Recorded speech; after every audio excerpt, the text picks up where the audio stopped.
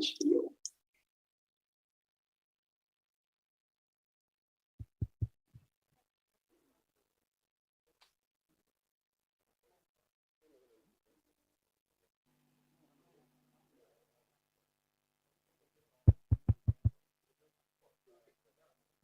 Check 1 2, testing 1 2.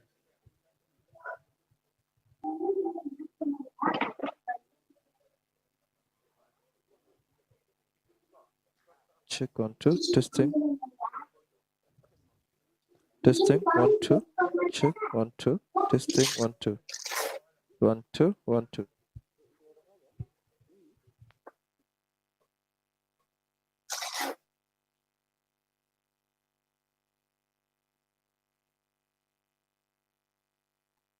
Yes. And I'm saying that because I think one of the interesting things last year is that it's the countries that are managed by women that actually manage COVID the best. Is that true? Yes. Right? That's it. Right? And AGRA is also a woman-led institution, so we are ahead of the curve, right? So to housekeeping, I think it is important that we all keep our masks on for obvious reasons, unless you're eating it.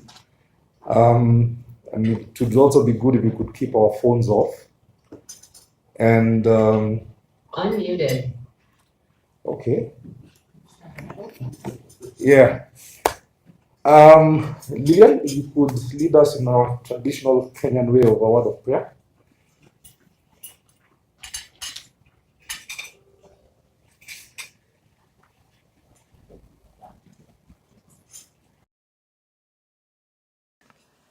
Good morning, all. Let us pray. Father, in Jesus' name, we thank you. We honor you for this opportunity to even speak to these important issues around women and empowerment, and even them contributing tangibly even to the agriculture sector. We ask you to be with us even through this session of 2 hours. We ask that you help us, give us wisdom and understanding, even to be able to articulate what we need, even to the betterment of even the farmers that we serve. We ask this trusting and believing in Jesus' name. Amen. So today's session is a hybrid. It's both virtual as well as physical, as you can imagine. But we hope to be able to wrap up in the next 2 hours. I can see we have quite a number of participants already participating, joining in online. The broadcast is now starting. All attendees are in listen-only mode. Okay, technology is keeping up.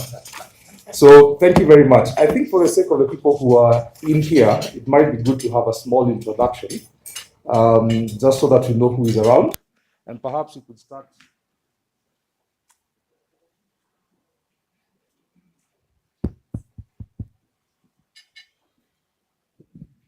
Yeah, good morning. My name is Jackson Echoka, Risk and Compliance Officer, Agricultural Finance Corporation. I consider myself very fortunate to be here because I am a son of a widow. My mother has been widowed for 30 years. Sometimes I usually wonder, if it was my father who went first, where would I be? Thank you.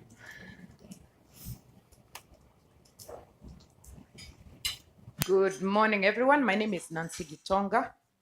I am the founder and the managing director of Zamara Consulting, an institution that supports women, working with partners, governments, and everyone who is aligned to women's economic empowerment. 15 years working with women associations all over East Africa, and I'm very humbled and happy to be here today. Thank you. Wonderful. Noreen, perhaps?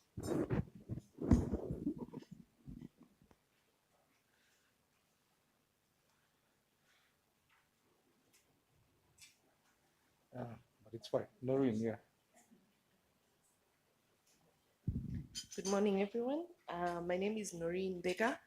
I head the programs and operations at the Executive Office of the President, where we have the SME Advisory Unit, State House. Thank you. It's a pleasure to be here.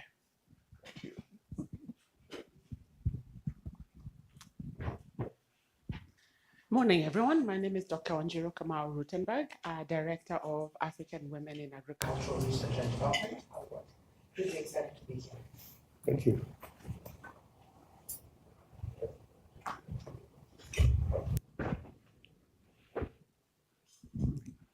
Thank you. Good morning, everyone. My name is Dr. Rachel Cabuya.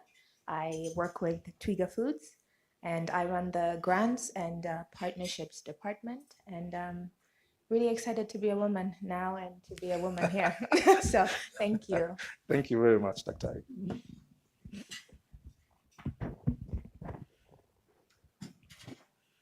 Good morning, everyone. I'm Jacqueline Mudangi. I work with Pula Advisors.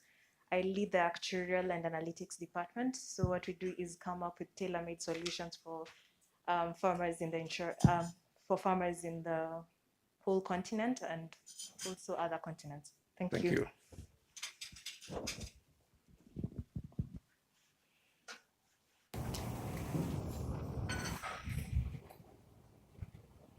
Good morning, everyone. My name is Judith Nigamba. I work with May Enterprise Fund, and we're excited to be here because we love women and we love to support women. Thank you. The lady here.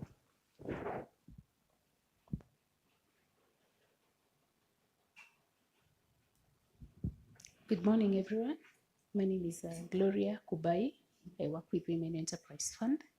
It's one of the most successful government initiatives to support women in business, and we are proud to be part of this discussion.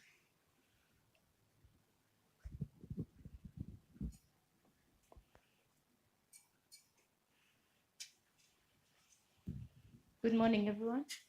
My name is Aneti Wankyo. I work for AGRA. Thank you for honoring our invite. Thank you. You're welcome.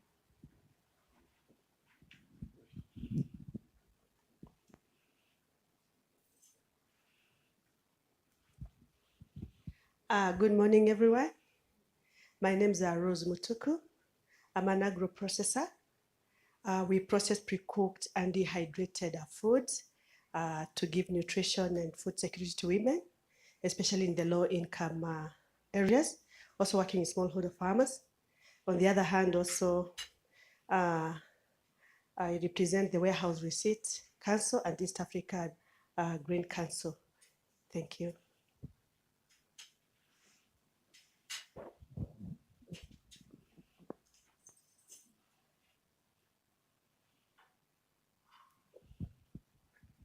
Good morning. My name is Judy Mato. I am the National Chair Lady for the Association of Women in Agriculture, Kenya. We have a network around the whole country, represented in every county, where we are building the capacities of small-scale women in agriculture to become informed decision makers and key industry players. I'm very happy to be here. Thank you. Thank you very much.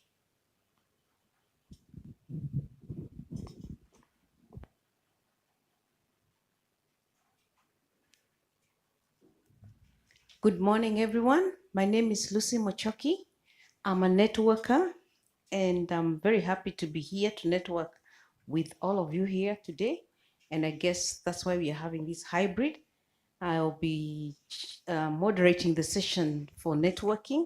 I run a platform by the name Pan-African Agribusiness and Agro-Industry Consortium, a network platform working across the continent. I'm also a member of ASNET, Agriculture Sector Network, which is the newly formed association under KEPSA. I'm a board member there. At the same time, I'm a member of the new, UN Food System Champion 2021. I look forward to working with all of you to make this a success. Thank you.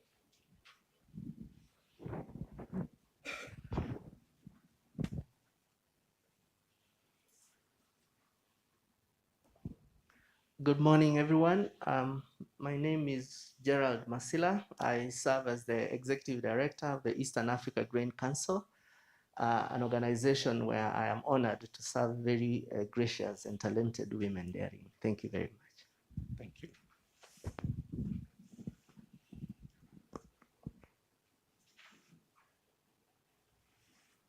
Good morning. My name is Patrick Maingi. I work for the Kenya Private Sector Alliance, where I lead the Department on Public-Private Dialogue, the discussions between the private sector and the government to influence policy in a good way for everyone. I'm happy to be here among women, so I'm blessed among women. Thank you very much. Good morning. Thank you very much. I think there is one lady behind there.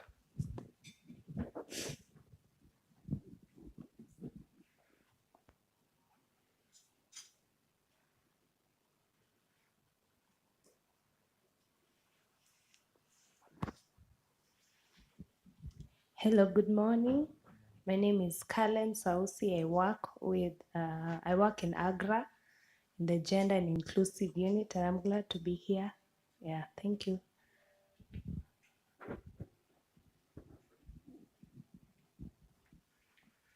So thank you very much for all the wonderful introductions, and I did that intentionally so that you could actually know the caliber and the type of organizations that are represented here and what they actually mean for women in agribusiness and in the space that we represent. The VALUE4HER platform really is about connecting people to, connecting women to opportunities. On one side, you have people from the finance sector, Women Enterprise Challenge Fund, AFC. We also have agro processors who basically provide front-end markets. We have policy influencers who try and create an enabling environment or an equitable environment also for women to be able to thrive. We also have networkers who are not only working in this space but also regionally. And we hope that today we'll have a very interesting conversation and actually land a couple of things that AGRA and yourselves can be able to take forward. So to get us off, we have Vanessa Adams. She's our Vice President in charge of Partnerships, Agenda, and ICT to give us a few remarks. Karibu sana, Vanessa. Thank you, John. We'll trade places. You can join Lillian where I was at the entrance, and I can join you all here. So we're so pleased to have this fantastic hybrid event kicking off the month of International Women's Day. And I would venture to say the decade of International Women's Day, right? So for me, this is really one of my favorite months of the year. Good morning, madam. Sorry I had to leave you at the door. Come and run and start the session. We have a room full of, frankly, the most dynamic and exciting women of Kenya. And we are so pleased because you are the forerunners yet again, forerunners or front runners, I mixed the two together, for what we intend to do across 11 countries in Africa in the next 2 weeks, which is have events just like this in every country where we have an AGRA team. And we hope will motivate other countries to continue with such endeavors. Now, it's my really great honor as well to remind you that this is the year of the UN Global Food Systems Summit. And why do I mention this in the context of women in business and women in agriculture? We know very well that without women, many things don't change. You see, you know the statistics about men consumers. Do you know it? Twiga Foods, you're laughing. Rachel knows about men consumers versus women consumers. Do you know what we know? They always go to the same shelf at the same height and buy the same thing the same day at the same time. That's how men shop. It's easier that way. There's no contest. It's the way things work. How do women shop? No, we like to see what's new at a different time, a different color, and in a different place. So how do things change in the world? Imagine. This is a very simple analogy. We expect all of you women to be the drivers of change, imagining and driving change in global food systems. So it's no accident, of course, that Lucy is on the Global Food Systems Summit team leading for the SMEs and for women entrepreneurs to help us, right?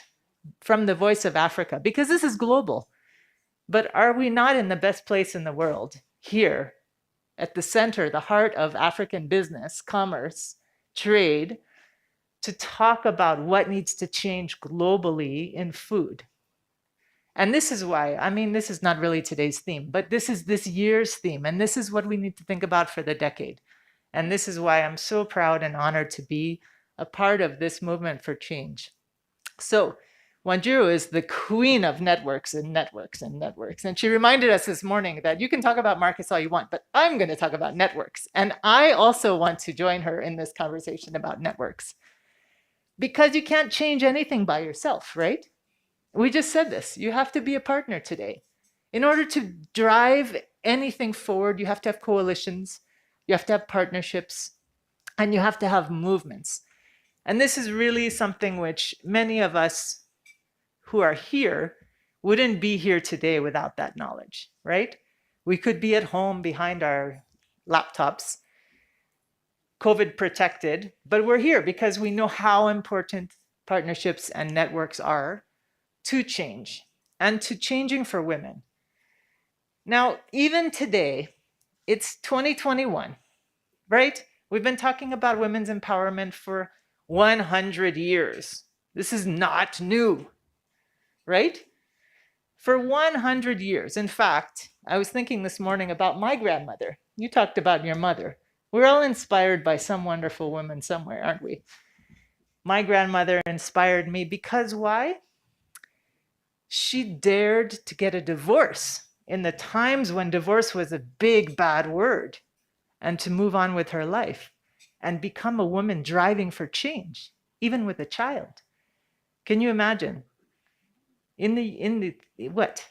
I think it was in the 30s, 1930s. So in many countries, women didn't vote yet. You couldn't own houses or have loans. And this woman said, I'm going to go and do something differently for my family and my future, and we need something better.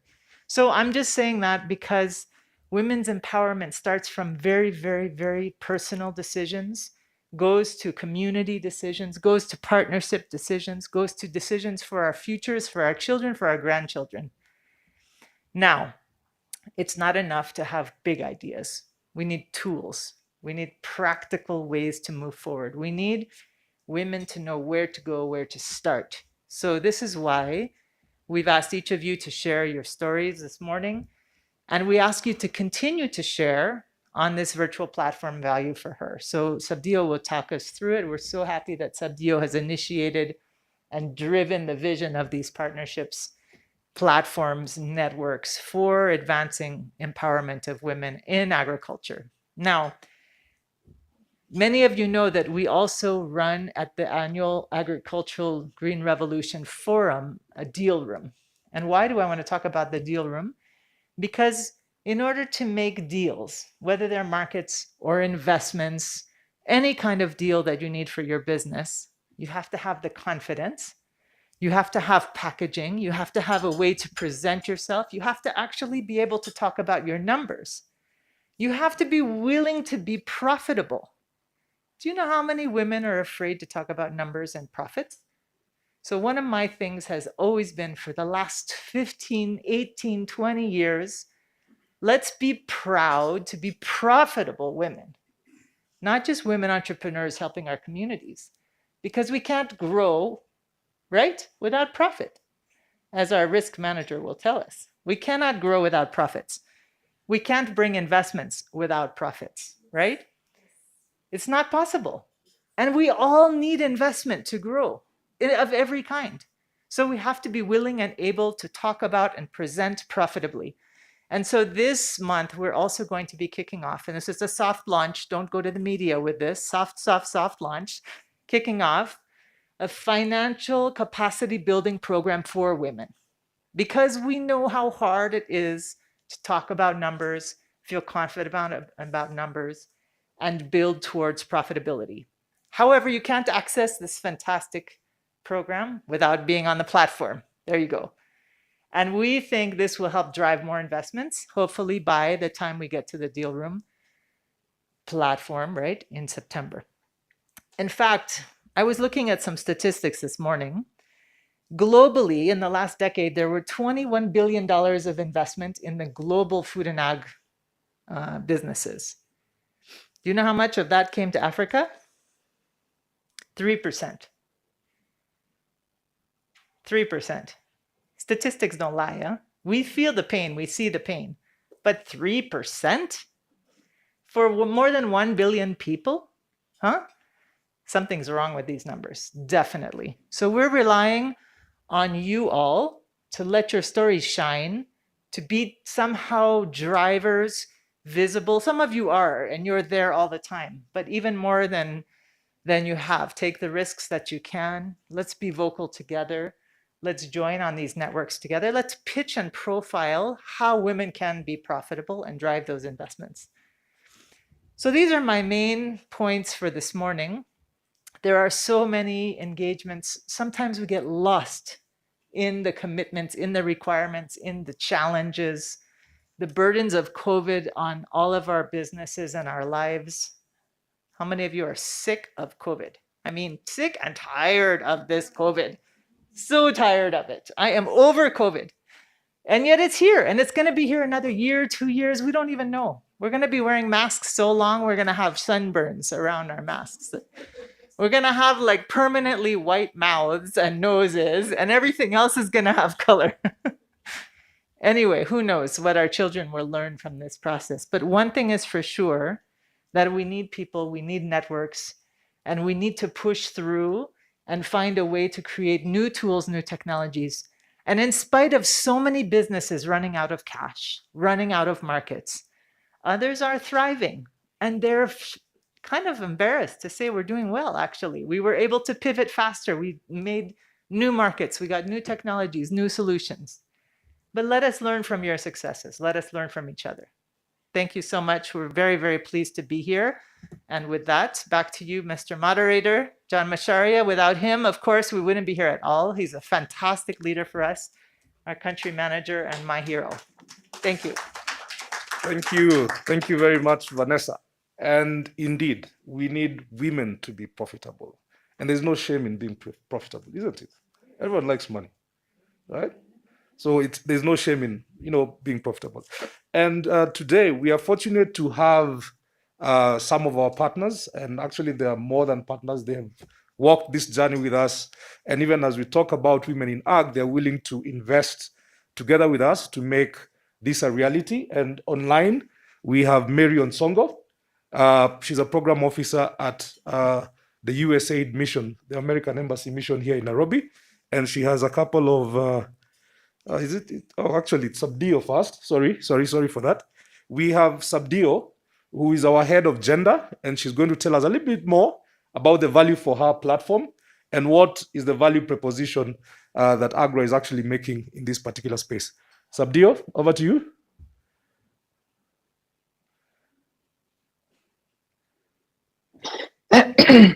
Thank you very much. Good morning, all. I'm so glad to join you. I'm actually in Kigali, and it's really fascinating that I can join an event that is ongoing in Nairobi, and it's just like you guys are across, in the next room. So I really, really appreciate this. Thank you so much to John and the team of Agra in Kenya for having organized this and brought together such a fascinating team of partners and people that have an interest in advancing the agenda of women in agriculture. I really would like to appreciate Dr. Kamal Wanjiru, Rose, Judy, Lucy Muchoki, Noreen, of course, my good friend Gerald, and a number of the partners in the room. Together we actually make the difference that we are seeking to achieve for women, and we are always grateful that you are always around us and supporting us and helping us to push forward in this agenda. They call me the mother of Value for Her, and if I'm the mother, then I know there is a grandmother, Vanessa Adams.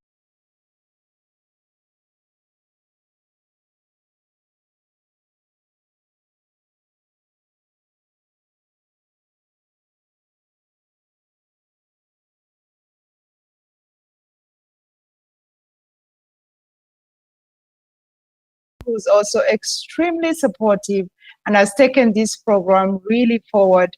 And she's really our advocate at every platform that she has. So we have this huge resource to push this forward. So what does the Value for Her mean? Value for Her is, I think John put it perfectly. Value for Her is about networks. It's about network. It's about connecting people. It's about connecting women to the opportunities within the agriculture sector, within agribusiness, within agriculture private sector, within agriculture financing institutions. And I think I had Lucy say that she is a networker. And Lucy, I'm sure you know the value of networking. And this value is what we want to give women. We want to create for women the chance or the modality for them to be able to network with external sources of resources. And these resources could be technical skills that they need for their different businesses. It could be financing that they need for their businesses. It could be a buyer that they're looking for. It could be a BDS service provider that they're looking for. So the Value for Her platform, the digital platform, is an integrated resource that brings all these different pieces together. Again, we cannot say that it is functioning fully the way it is, but it is a work in progress. And we are hoping to build a one-stop resource that women entrepreneurs could go to and have all their issues, their challenges resolved. This is what we are working towards. This is our vision. Our vision is actually working towards like a center of excellence for women entrepreneurship in Africa, where women are able to go there. They find the buyers of their choice. They find financing institutions of their choice. They find the information that they need to navigate agricultural markets, and of course, they find the resource they need to improve their own skills, to be better leaders, to be better managers of their businesses. So this is what Value for Her is about.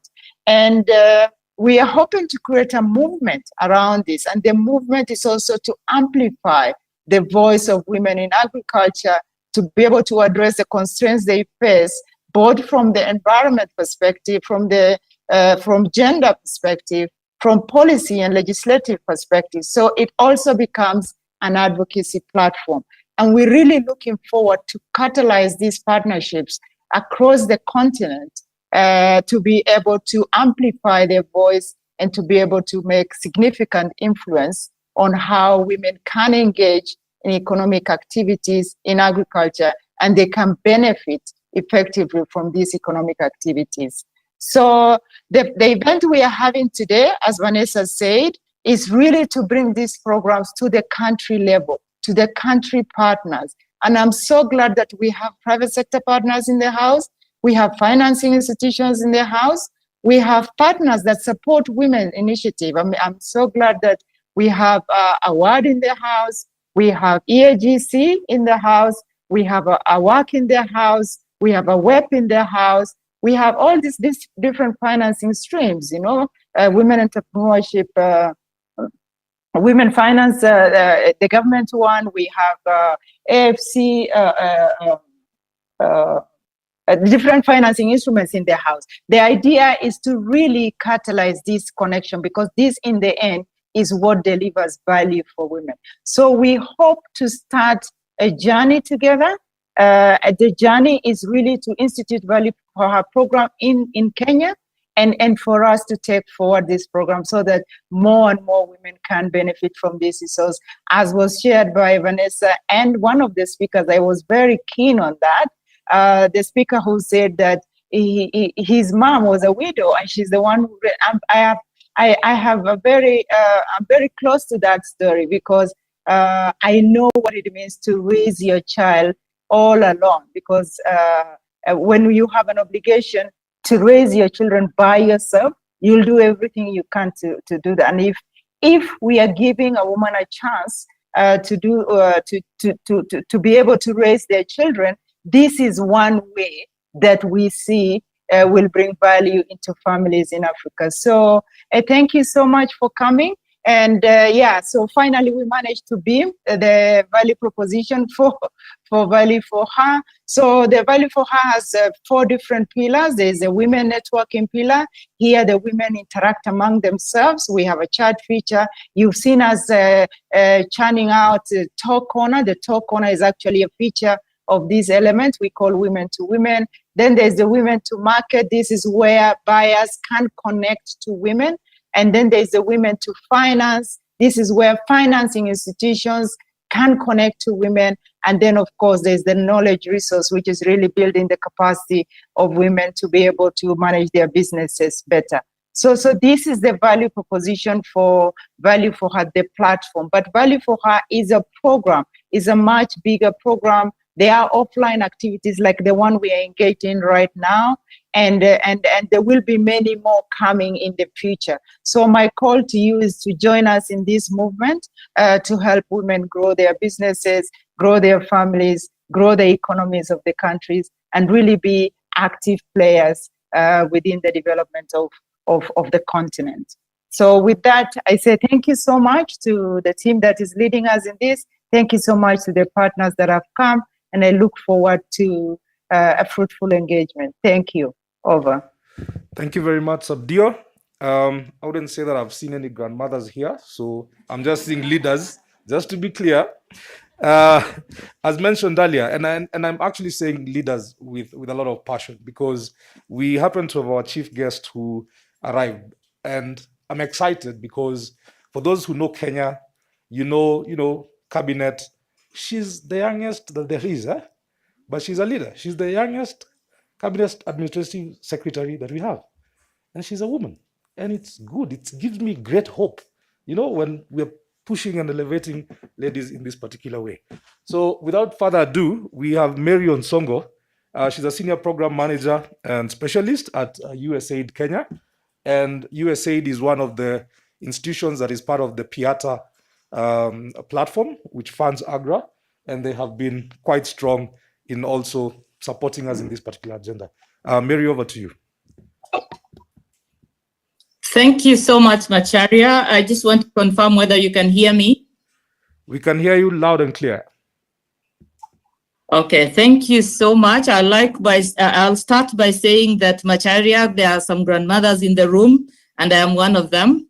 It's unfortunate that actually I couldn't be there in person with all of you. It's an opportunity I'm considering missed.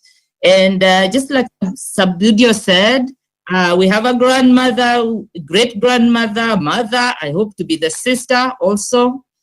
So thank you so much for this great introduction, Macharia. So good morning, ladies and gentlemen, all protocols observed.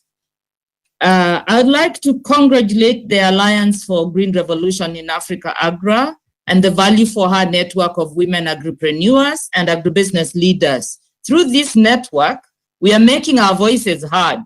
And I also want to congratulate the network on the launch of the VALUE4HER Connect platform, the first agribusiness intelligence platform created for and focused on women enterprises. This is a great milestone and an important resource. There are 748 women-led agribusinesses registered across 36 counties in our VALUE4HER Connect network. Here we come, sisters. We are knocking down doors and breaking through the glass ceilings. The African Continental Free Trade Area is AfCAFTA, commonly known as AfCAFTA, is expanding opportunities for all of us. And we will not miss this opportunity to further expand the business opportunities for women and to further the advancement of women's empowerment. It is an honor and privilege to acknowledge the presence of so many inspiring and transforming women entrepreneurs and business leaders who are here today. You all have paved the way for so many women and shown the impact that women can make in the agribusiness field. Thank you. USAID, as part of the US government Global Food Security Strategy, works hand in hand with Kenya and other countries around the globe to develop the agriculture sector through the Feed the Future initiative. We have been a long-time champion and partner to many of you here today. working towards inclusive agricultural growth with the goal of improving food security and reducing malnutrition. Women are the cornerstone of many of these efforts. As an example, through Feed the Future, USAID Livestock Market Systems activity is working in northern Kenya at the community level to promote the skills and the livelihood of girls 15 to 19 years old. We are partnering with community organizations and county governments to provide girls to access to training and financial services that are designed to help these girls start small businesses and stay on the path towards economic empowerment. We also connect these young girls to more formalized markets, expanding their business opportunities. These girls are our future, and it's important that we support them early enough. We know that women's disproportionate position in agriculture and agribusiness is due to the same disadvantages that lock women out of other sectors, namely limited access to finance, education, and skills training, discriminatory social norms, lack of supportive policies, and inadequate connections to female role models and peers. The United States government's work in Kenya is designed to promote trade and investment. We partner with Africa-led initiatives to remove some of the barriers that women face in accessing competitive regional and global markets. For example, we are supporting women cross-border traders, increasing women's opportunities to take advantage of the increased opportunities among East African community countries. Through our partnership with Trademark East Africa, we have been working to increase the participation of women Cross-Border Trader Association at key border discussions with government officials. These efforts affect millions of women from the EAC member states. When it comes to women's limited access to finance, USAID has several initiatives to expand investment opportunities for women. One way is through the USAID Kenya Investment Mechanism activity, which builds a financial ecosystem to mobilize significant capital for Kenya's agriculture and clean energy sectors. We are working with 15 women-owned business advisory service providers to scale up the access to credit from financial institutions for women-owned businesses. Through this network of women business advisory service providers, KIM, commonly, which is the Kenya Investment Mechanism, has facilitated over $2.7 million to over 4,200 women enterprises. So, how can we continue to make progress? This forum is a great opportunity since it actively involves small and micro-level women agripreneurs and producers. The connections made here play a significant role in supporting and expanding women-to-women networks, facilitating their access to business resources, increasing their visibility within the supply chain. So as I come to a conclusion, a few key messages to take away. Number one, let's own it. We see it on tremendous opportunity.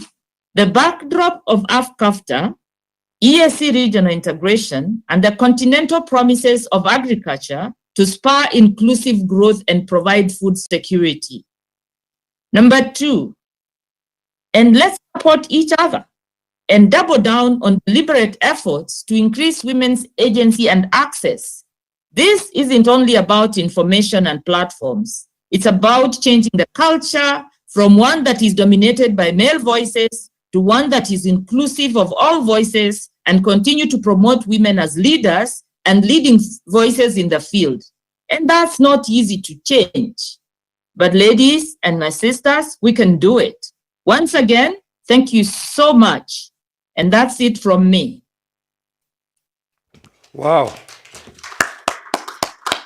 Thank you very much, Mary Onsongo, for some very energizing and eloquent words. We are grateful to the U.S. mission for the work that you're doing in removing the barriers that actually constrain women in agribusiness. And I don't think I could have said it better. Let's own the platform and let's support each other. Without further ado, I would like to welcome on stage a leader, like I said, who I really appreciate and adore. And I've followed her career for a long time, but I was very excited when she was taken up as a cabinet administrative secretary in the Ministry of Agriculture. Madam Annie Nyaga, karibu sana.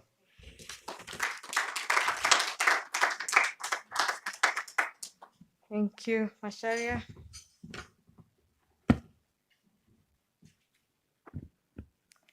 Representative from government institutions, development partners, private sector players, our grandmothers, our mothers, and our great grandmothers, and to the enablers, the grandfathers out there who watch out for the women, good morning. First and foremost, before I give my official remarks, let me take this opportunity to thank those of you who have given their very impressive remarks, and also thank AGRA for this particular initiative that seeks to amplify the efforts of women by removing or bridging the gaps that hinder them from becoming the people that they're supposed to be. Let me say that we can't achieve food and nutrition security, that is a pillar of the big four, one of the key pillars that our president is very passionate about, without being able to address the challenges that face women and farmers in general. We have various programs that we are currently implementing across the country, in all the 47 counties. You'll find that each county, on the very least, has 2 of these programs, be it programs that cut across crop development, research, blue economy, fisheries, and livestock. We have, on the very least, 2 programs. And all these programs, they have embedded the address on women and youth in all the programming that we have. If it's an issue of capacity building, if it's an issue of giving them financing, all these are the cumulative efforts that we put in place to be able to support the women.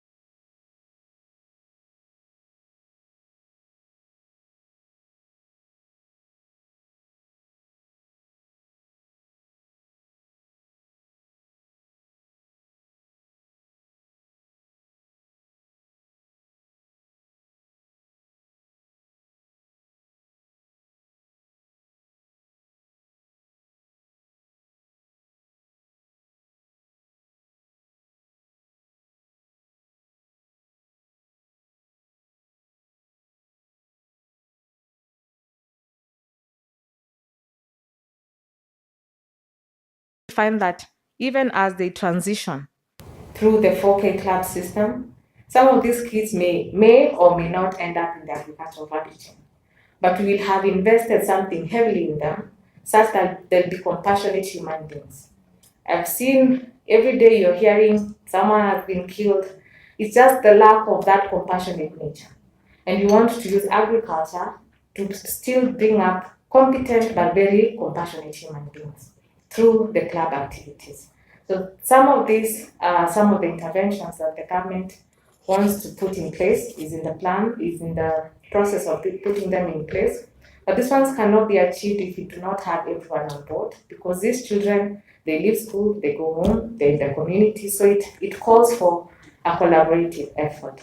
So you want also, even as we launch this platform, is also find a way of how can this be a merger? How can we work together, even as we do this, to be able to invest heavily in our future generations? Why I'm saying this as well is, as I mentioned, these children, some of them will find themselves in the medical field. And one of the very key things that a child transitions is the very lessons that they have been given. And you'll find that these kids will then say, instead of me waiting for you, say they end up in the medical field, because not all of them will end up in the agricultural sector. But they'll say, just from the very upbringing, I have a responsibility to save human life from the teachings I've received, and then I can then ask for money later. So these are the kind of children we want to see moving forward. So at least we can try, if not have an overhaul fix, but at least make an effort to try and fixing the problems that we think we are having. The other thing I would want to say is also to congratulate the efforts made by all the partners in this room to form this platform, and we're looking forward to really be an enabler in all these processes and see exactly how we can amplify all these efforts. So without much ado, let me give you my official remarks. I'll quickly rush through them. I'm very pleased to officiate this important pre-International Women's Day event, where we launched the VALUE4HER country networking across African countries. It is an honor that Kenya is the first country to roll out this continental program at the country level. These events are aimed at promoting interactions between women-owned agribusinesses, market actors, and other public and development actors for better understanding of needs and opportunities. The event is also aimed at sensitizing women companies and partners on the program VALUE4HER and its services and its service offerings in order to reach scale and impact.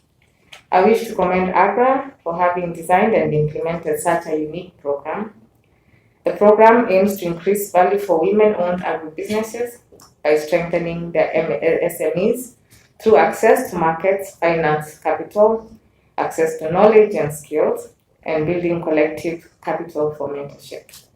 Role modeling and withering the tough gender barriers within the business environment.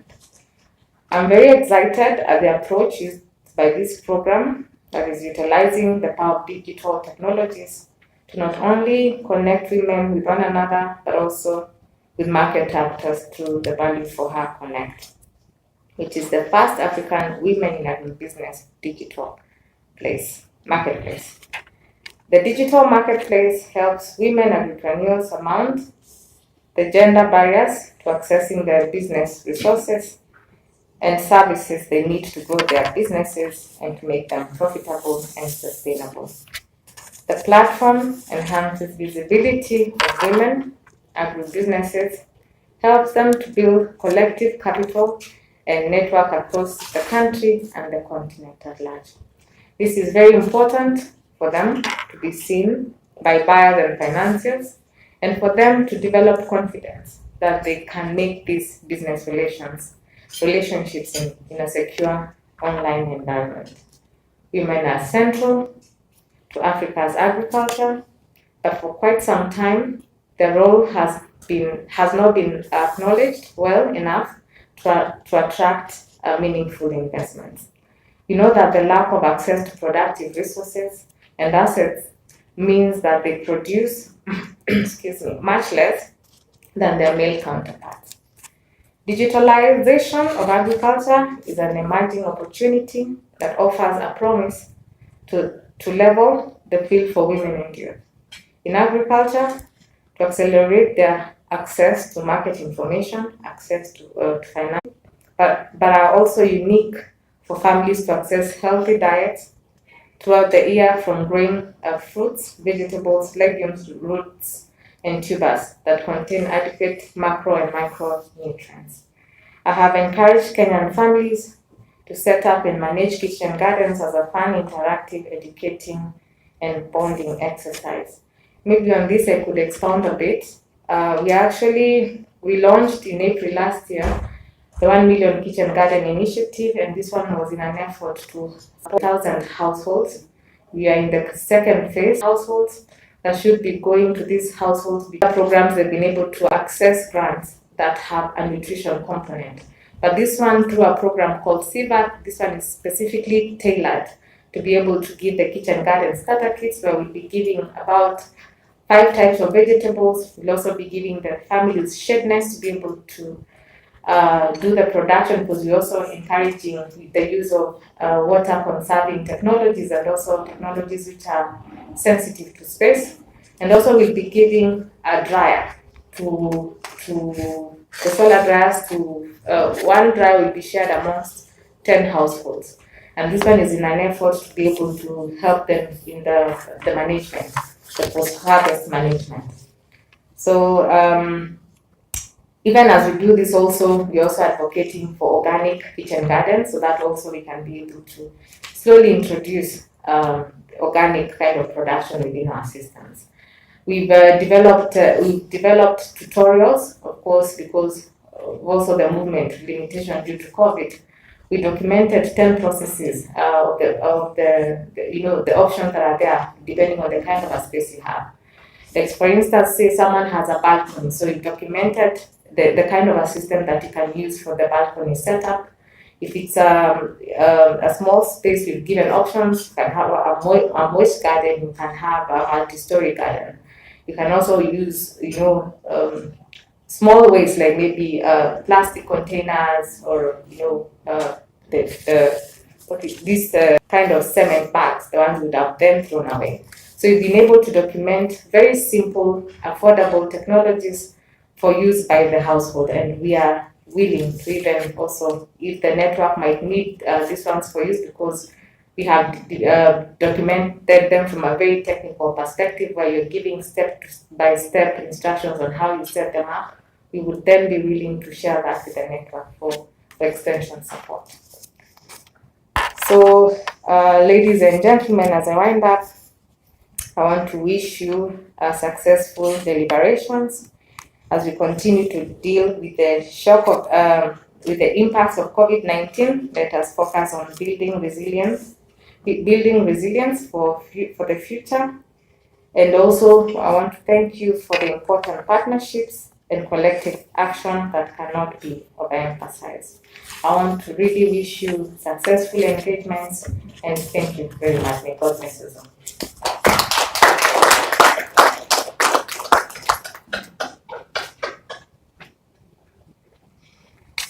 Wow. One of the things that CSR Nyaga does very well is lay out an ambition. I don't know how many numbers you had, but imagine 1 million kitchen gardens across Kenya. Isn't that a fantastic ambition? And the 4K club she's talking about, there are actually 31,500 primary schools in Kenya. So the 4K clubs will actually impact close to 10 million kids. So my question to you, ladies and gentlemen, is how big is our ambition in this VALUE4HER platform? Is it 1 million women? Is it 2 million women? Is it 10? Is it 100? I hope by the end of this day that we'll be able to have such an ambition that has been portrayed by Madam Annie Nyaga. So we move forward to our next session. and we'll have two panels that will give us an opportunity to hear from yourselves about how your organizations are amplifying the voice of women, or how they're actually trying to bring down the barriers that constrain women in the particular, in whatever agricultural space that you're dealing with. And to start us off, we will have a moderator, Madam Noreen Figa. You could come and introduce your panel and take over from here, please.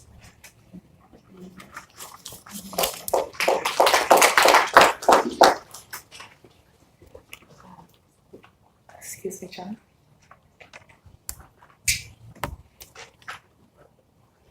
You will be coming up? Yes. Okay. Thank you.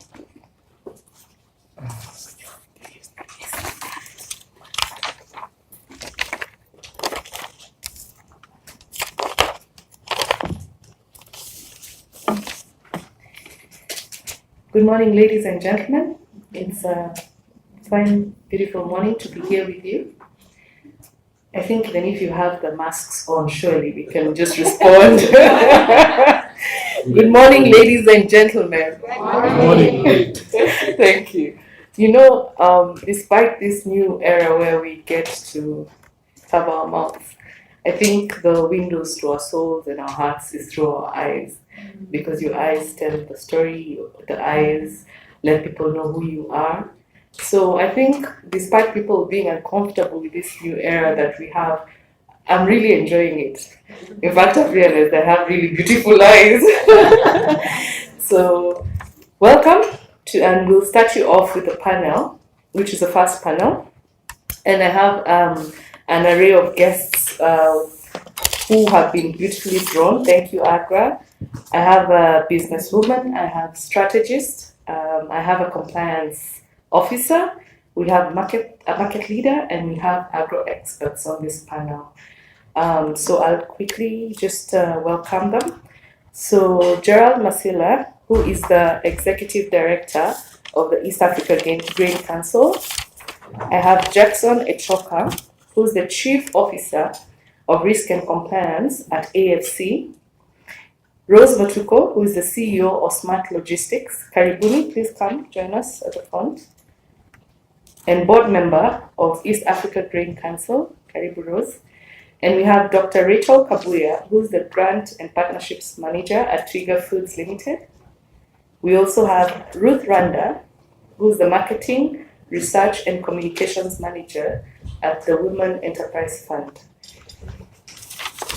In life, we ask you to give people flowers when they're still here with you, yeah? So please kindly allow me to outline some of their achievements, just highlighting and letting you know who is behind the face. Rose Motuko, the CEO of Smart Logistics Solution. This is a company that processes pre-cooked and hydrated beans and other food products, and they're based in Machakos. She has extensive work experience in the public and private sector, having worked with both of these sectors. She's also currently the director representing Kenya in the East Africa Grain Council Board and the Warehouse Receipting System Council. I also have Ruth Randa, who's the Marketing, Research and Communication in charge at the Women Enterprise Fund. Ms. Randa is an experienced strategist with over 15 years of experience, having worked for various private and public organizations. She is also passionate about empowerment of women and youth as the process transforms lives and changes the world with a resolve to achieve the SDGs. There's gender balance, so thank you, Agra, for also remembering our boy child. We have Gerald Masila, who is the Executive Director at the East African Grain Council. Gerald has been playing a pivotal role in this institution, if I may say, because we've interacted with him in the past. And he holds a Master of Science degree in Agriculture Economics and Bachelor's degree in Economics, both from Egerton University, Kenya. So for the boy child, you notice I'm doing it different. I'm mentioning something different about that. For the ladies, we mentioned their achievements, because for them to get to where they are, it's not easy, Gerald. So he also has worked with the BAT KCC, Kenya Wine Agency Limited. And at Eagc, his role includes offering overall leadership to the Secretariat and also managing partners and stakeholders. And then we have Jackson Echoka. So Jackson is currently the Chief Officer and Risk Compliance at the AFC. He has 30 years experience working with farmers in the agricultural sector and evaluating agribusiness projects. What I found quite interesting about his bio is that, he has clearly stated that he has reached a point in his professional and volunteer career where he feels that the empowerment of the woman is the key to survival in the current struggle against climate change, growing population, and global food crises. Thank you, Echoka. I think you've reached at a good turning point in your life. Last but not least, we have Dr. Rachel Cabuya, who is the Grant and Partnerships Manager at Twiga Foods Limited. She's an experienced partnership manager, having worked in the consumer goods industry. She's skilled in partner management, interpersonal skills, survey research, and environmental advocacy. She's also a strong community and social sciences professional with a Doctor of Philosophy, which is a PhD, focused on environmental science. So karibu sana to my well and able panel. Before we start off, we'd like to thank AGRA for its intentional and deliberate efforts. AGRA is one of the institutions, the key lead institutions within the continent, that has been very deliberate in how it is that it supports governments and partners in driving the agricultural agenda. If there's one institution where you're sure they have the farmers at heart and the business people through the different value chains, that is AGRA. So we're very honored that the VALUE4HER information from the private sector players and also from the business women on how the VALUE4HER platform can facilitate, how does it make this a success. So I'd like to know, what are your organizations doing to address the key barriers for women's empowerment in agriculture? And if you'll allow me, we'll start with Rose Mutuko, who would kindly just share her experience and her testament on what she has gone through in order to build her business to what it is today. So karibu, Rose. Thank you, Madam Diga. And also thank you, Agra, for inviting me into this esteemed function and to be able to be first, among the first to launch this move of VALUE4HER. As I said again, my name is Rose Mutuku. I'm the founding member of Smart Logistics Solution Limited, a company that has 10 years experience working with women producers from the grassroots to supply big companies until a point where now we realize that aggregating ourselves to supply will not give us the value that we need. And we went into processing. And today we process pre-cooked foods, especially beans, and we reduce the cooking time for beans from 3 hours into 15 minutes, and also other bean products, giving value for the woman. So, as Madam Thick, you've rightly pointed out that it's not an easy journey to be a woman entrepreneur. We face a lot of challenges. I remember there's a time I went for a meeting somewhere, and my team had started the negotiations before. As entrepreneurs, because we are mothers, sometimes we think through our emotions. Because a woman is an emotional human being. That is why we love looking at things. That's why when I look at my child, whether they are talking or not, I will know whether they are happy, or they are sad, or they are sick, and nobody else around me will know, because I have an emotional connection to the things I do, the things I touch, and what I do. So sometimes when we go to negotiate, let's say for access to finance, we go with our emotions. Are we able to be taught how to control and think, do what we call emotional intelligence training? Sometimes we know how to access the finance, but we don't have the emotional intelligence to be able to negotiate with these sharks in the market.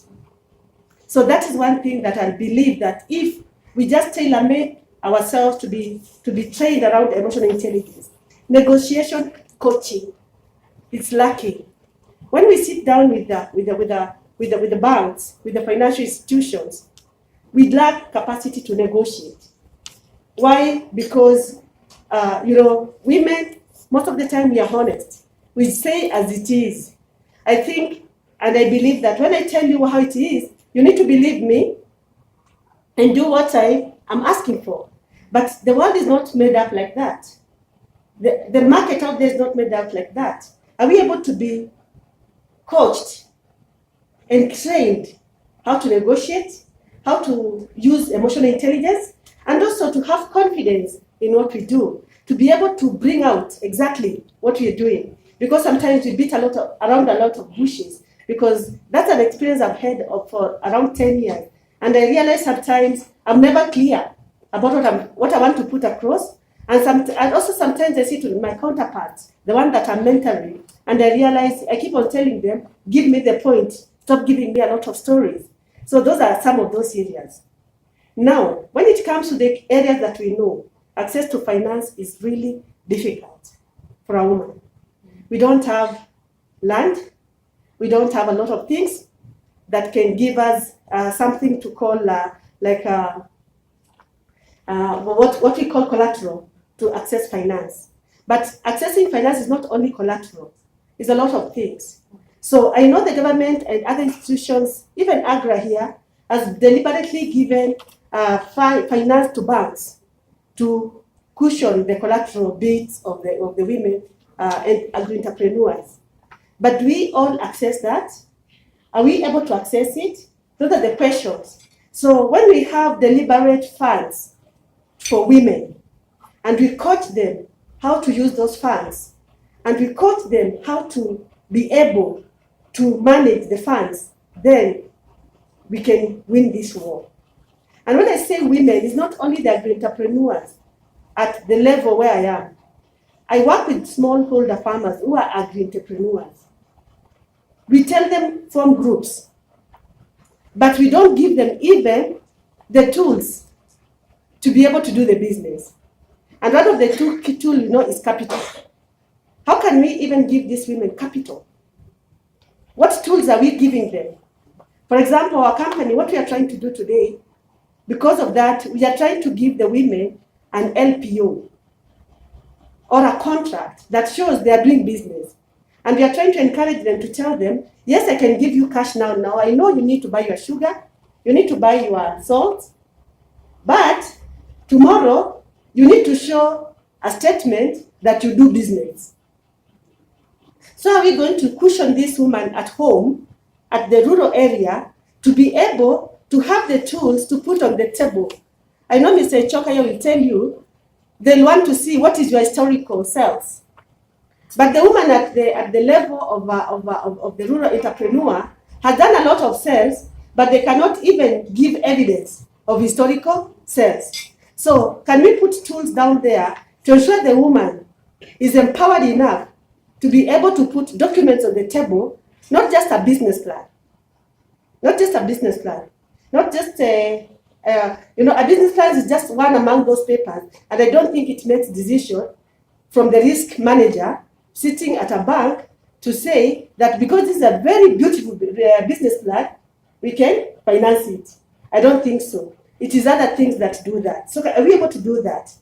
And then opportunities and resources. So I know that we've done a lot, but we need a deliberate effort to ensure that we expand women businesses to a level where it needs to be, because women have beautiful ideas and they care. Whatever we get, we plow back to the communities that we live in. So thank you very much. And as we are addressing this, I really compliment all of you, the women in these houses, and in this world. Without us, there's no world. Yes, without a woman, there's no world. So are we going to bring the women up? And the women also here, I think, I came with one lady here that I'm trying to mentor, Emily. Can we just get one and mentor to be a businesswoman? A one-to-one. And say, let me work with her, just that one person, that's what I can manage. I can't manage many. And just make her an agri-entrepreneur. let me tell her what are the shocks, because sometimes we see the good things. If you look at the story that maybe was carried in the Standard newspaper on Saturday about my company, you'll say, wow, she's a success. But what is under that? What have we gone through? Lucy, you know that. Where we used to sleep on sacks of sorghum in the field. We have bought sorghum and we don't even have money to go and rent a place to sleep. And we sleep, people don't know that. When they look at me and I tell them, I used to sleep on a sack of sorghum. And they look at me like, no way. You can't. So are we able to tell people what do we go through so that when they start going through the same, they don't give up and think it's unique to them. So are we able to open our hearts as women, coach another woman, and tell them the truth, not the rosy picture about everything. So I think that will help us to give value to our fellow women and to ensure that we grow and become what we were meant to be. Thank you. Thank you very much, Rose. That was very passionate, and you brought up the aspect of mentorship, which is quite important. Mentorship goes hand in hand with what Dr. Wanjiru advocates for, which is networking. So asante sana, Rose. All right, over to you, Mr. Masila. I would like to know, at the East Africa Green Council, what are your deliberate efforts, if any, that you're doing towards supporting women? So this is your chance now to tell us what you're doing for women, and so that we can see how you fit into the value for her. Asante Karibu. Thank you very much, Madam Marie. And again, also I add my voice from the Eastern Africa Grain Council to appreciate and thank AGRA for organizing this, and also appreciate my friend Sabio, the mother of VALUE4HER, and the rest of the team, Agnes and Vanessa, for putting us together. Today's discussion, I think, is quite interesting. It comes in at the right time, ahead of the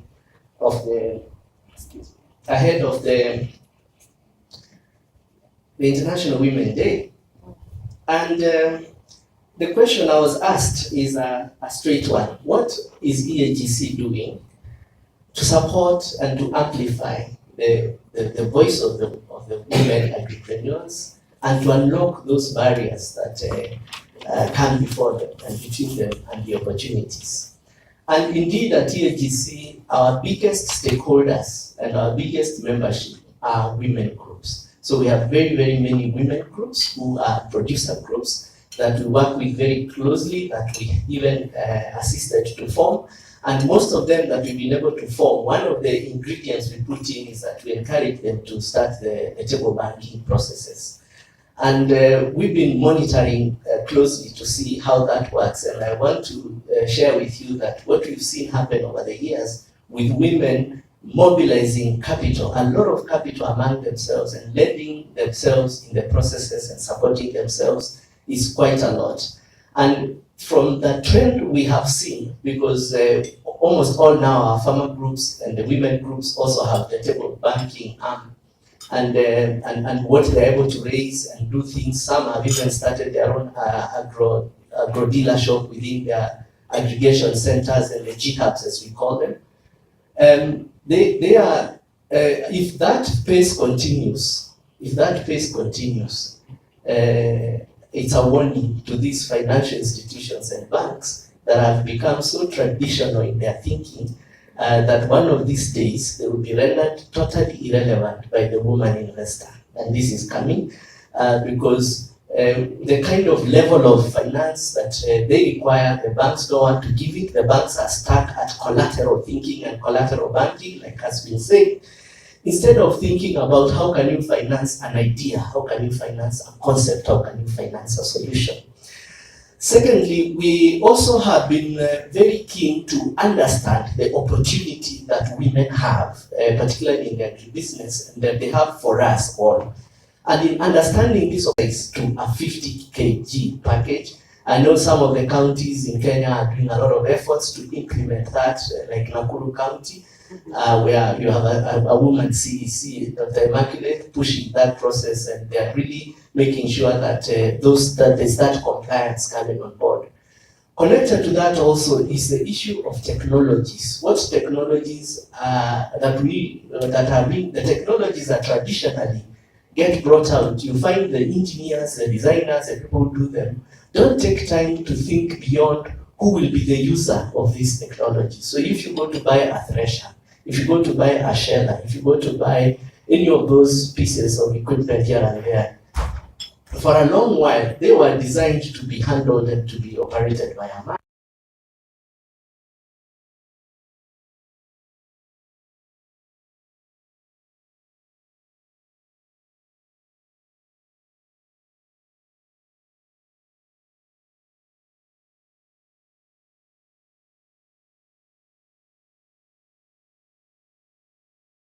And that they are able to be utilized better. And I would like actually to take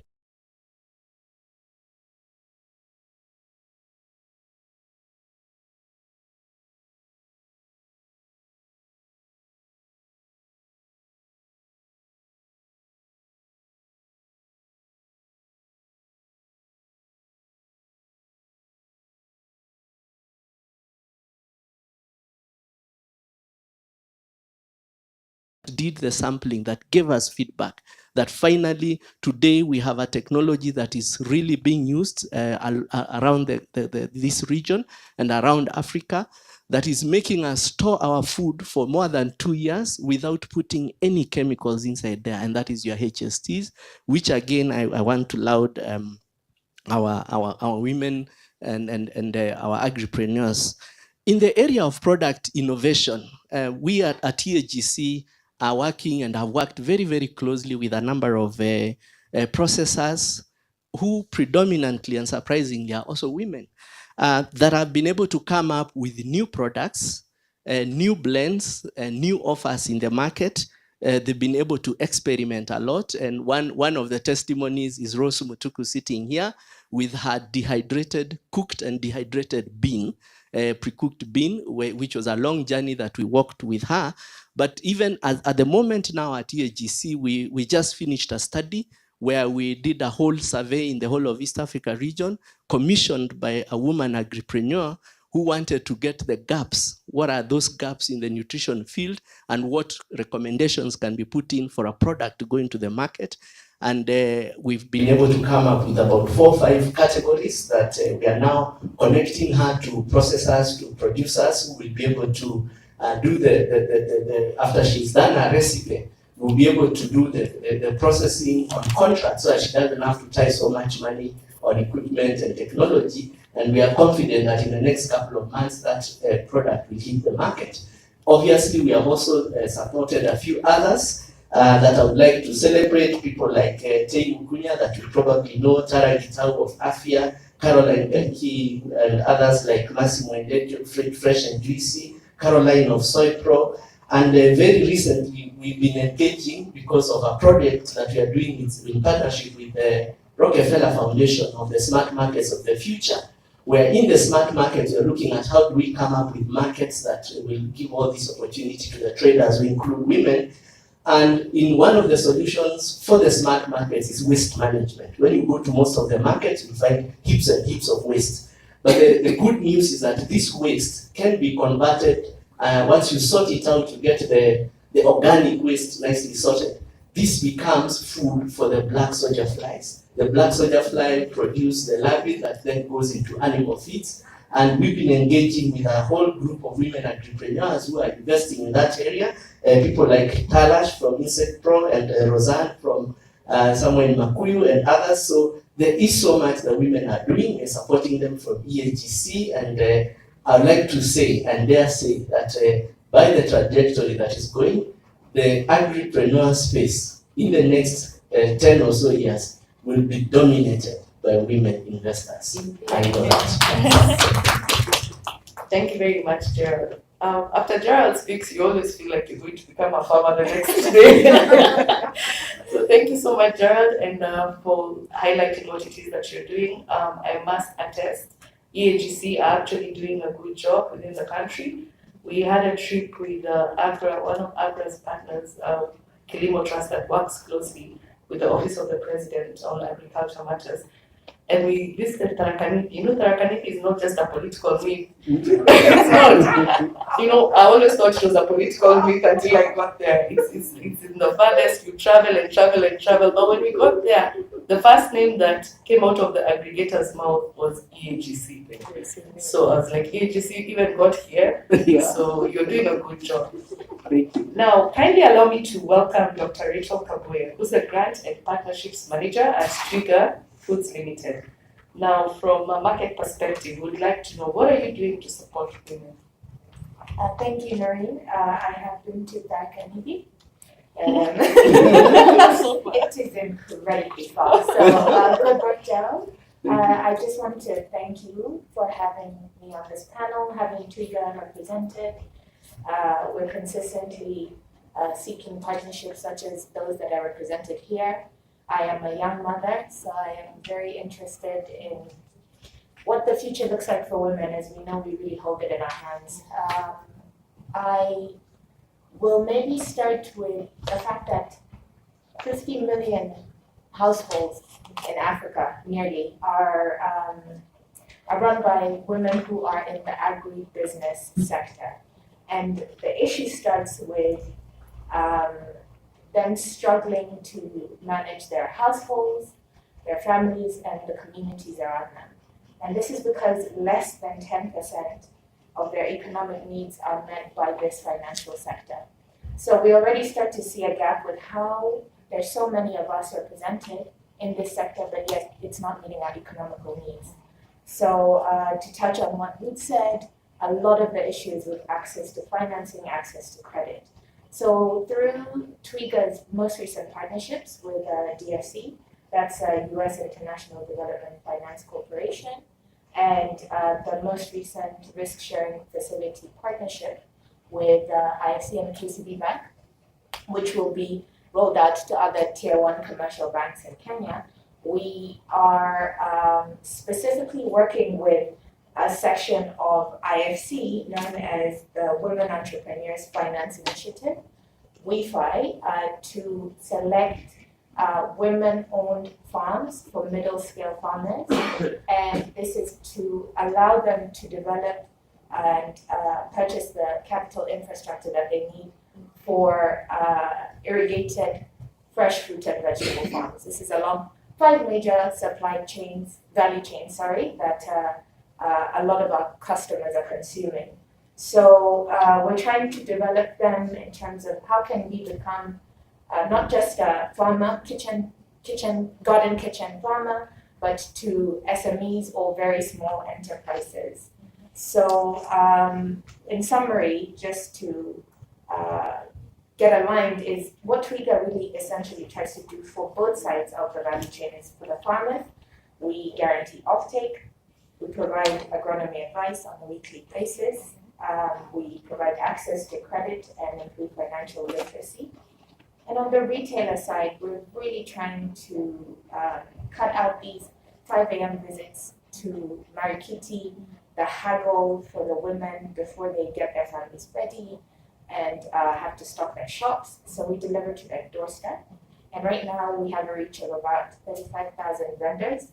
This is smallholder vendors, anything from tabletop vendors who I know previously, because of even the volumes that they're consuming in their shops, are highly disadvantaged, especially women. You're getting there late, then you're buying small volumes. So now that we're able to deliver to them door to door, or should we say stall to stall, mama bogas, this increases their marketing power. With Twiga, I think both vendors and farmers are economically and financially included. This is what we're really trying to achieve, and helping them be bankable. This issue of securing sales with a cashless payment system. Women have to walk around, imagine at 5 a.m. from Marikiti to wherever your store is with money that either they didn't use to purchase the initial stock, money that they're keeping throughout the day before they get to either your equity bank or whichever other informal financing facility that they need to keep to bank their money. So what we're looking to do is manage payment systems, security of financing for the majority of our vendors who are women, and this is a 75% population of who we serve. So Twika is built around the notion of if you are able to develop digital marketplaces, as we can see with eCircle, and I know AFC is doing a lot of work, we're able to build efficient logistics, reduce the post-harvest losses that we are really suffering from that greatly increase food prices, and also we're able to pay farmers more while delivering to consumers for less. So we pay farmers within 48 hours of collecting their produce. We also, at site, we only harvest what we're going to buy. So we leave them with whatever produce that doesn't meet our quality standards at farm. Most of the brokers have been taking your 10 tons, so to speak, take them to Nairobi and tell you, mama, only 8 tons made it, so nobody compensates you for the process that, the produce that didn't make the specifications. So I earlier heard the CS talking about amalgamation and this concept of combining purchasing power. So what we do is we have collection centers throughout the country, and also working through our new middle scale farms, and we amalgamate the produce, and this is to counter this fragmented purchasing power that we're seeing. And what we do is we're able to push the demand all the way from the vendors in urban Kenya, urban cities, and push it all the way back to both smallholder farmers as well as middle scale farmers. So our agronomy team is able to scout and book produce for weeks in advance, and then for our team to collect on the harvest side. And then on the retail side, we're able to book these sales orders early so that we're able to directly match the supply and demand, have less waste, have less of a gap between supply and demand, and to improve these trading inefficiencies. Another thing we've been doing, we did with Mastercard Foundation recently, is to improve market transparency, market pricing. A lot of last mile farms, these farms that we can't access, have no centralized information system. So like petrol stations, we set up in our collection centers, and we're able to put out what the market price is of these 5 value chains: potatoes, tomatoes, onions, watermelons, and of course, bananas. And this allows, especially the women who are probably not going to be told the value of the produce that they've been working so hard to produce, to know that this is selling for 17 shillings a kilo. So they have a starting point. So they're better informed, they're less vulnerable to, all other sources of potential cheating and, loss of income. Just to summarize, I think that because our application is able to generate real-time data using our logarithms, we're able to then provide relevant credit scoring to speak to what Ruth said. And this allows fintech platforms and financial institutions to offer these vendors, especially mama mbogas, direct financing through a credit score system that is open, it is fair, it is not based on walking into a bank. It is literally based on what you have sold and how many purchases you have made through our platform. This allows for the historical data that, say, AFC would need if you're going back to farm, if you're both a farmer and a vendor, because we find that that's the case with a lot of women. A lot of their families doing the farming, and then they come and open a small, duka. So I think with the innovation we tested for the last 6 years, by diversifying our goods basket, we're moving now to staples, fast-moving consumer goods, as well as more of these agricultural products. We are proving a concept that that will touch so many people, so many women, as well as so many farmers and vendors on either side of the supply chain. So we really have a goal to reach most of the vendors across African cities, starting with Kenya and moving to Tanzania and over to West Africa. So with that in mind, I want to thank you very much for having me on this session. And yes, thank you. Thank you. Thank you, Dr. Rachel. As we all know, Twiga is doing so much for the different value chains and especially supporting the women, especially the vendors. You're doing a great job, and I like the fact that you've highlighted that the mama mbogas now don't have to wake up and go to Marikiti. I don't know if you've been a witness to when the Twiga suppliers are bringing in the veggies. They come in good crates, looking clean and everything, and you even see the mama mboga not looking distressed. So thank you so much. You're doing a good job. Kindly allow me to introduce Rachel Kubai, and I'll allow you to give yourself flowers because she's sitting in for Ruth Rwanda. So kindly just let us briefly know what organization you're representing and just a little bit about yourself and what it is that you're doing to support our women. Very good. Yeah, thank you everyone. Good morning once again. My name is Gloria Kubai. Gloria. And I'm representing Ruth Rwanda, who was just called in the last minute for an urgent meeting. But we both work for the Women Enterprise Fund. Listening to her bio, I think we share a lot in common with her. But our greatest passion is empowering women. And that is why I'm here to represent her. I hope that I will do her justice. So, Women Enterprise Fund is a government agency, it's a state corporation under the Ministry of Public Service and Gender. It was established in 2007 to offer accessible and affordable credit to women entrepreneurs. So, since then, we have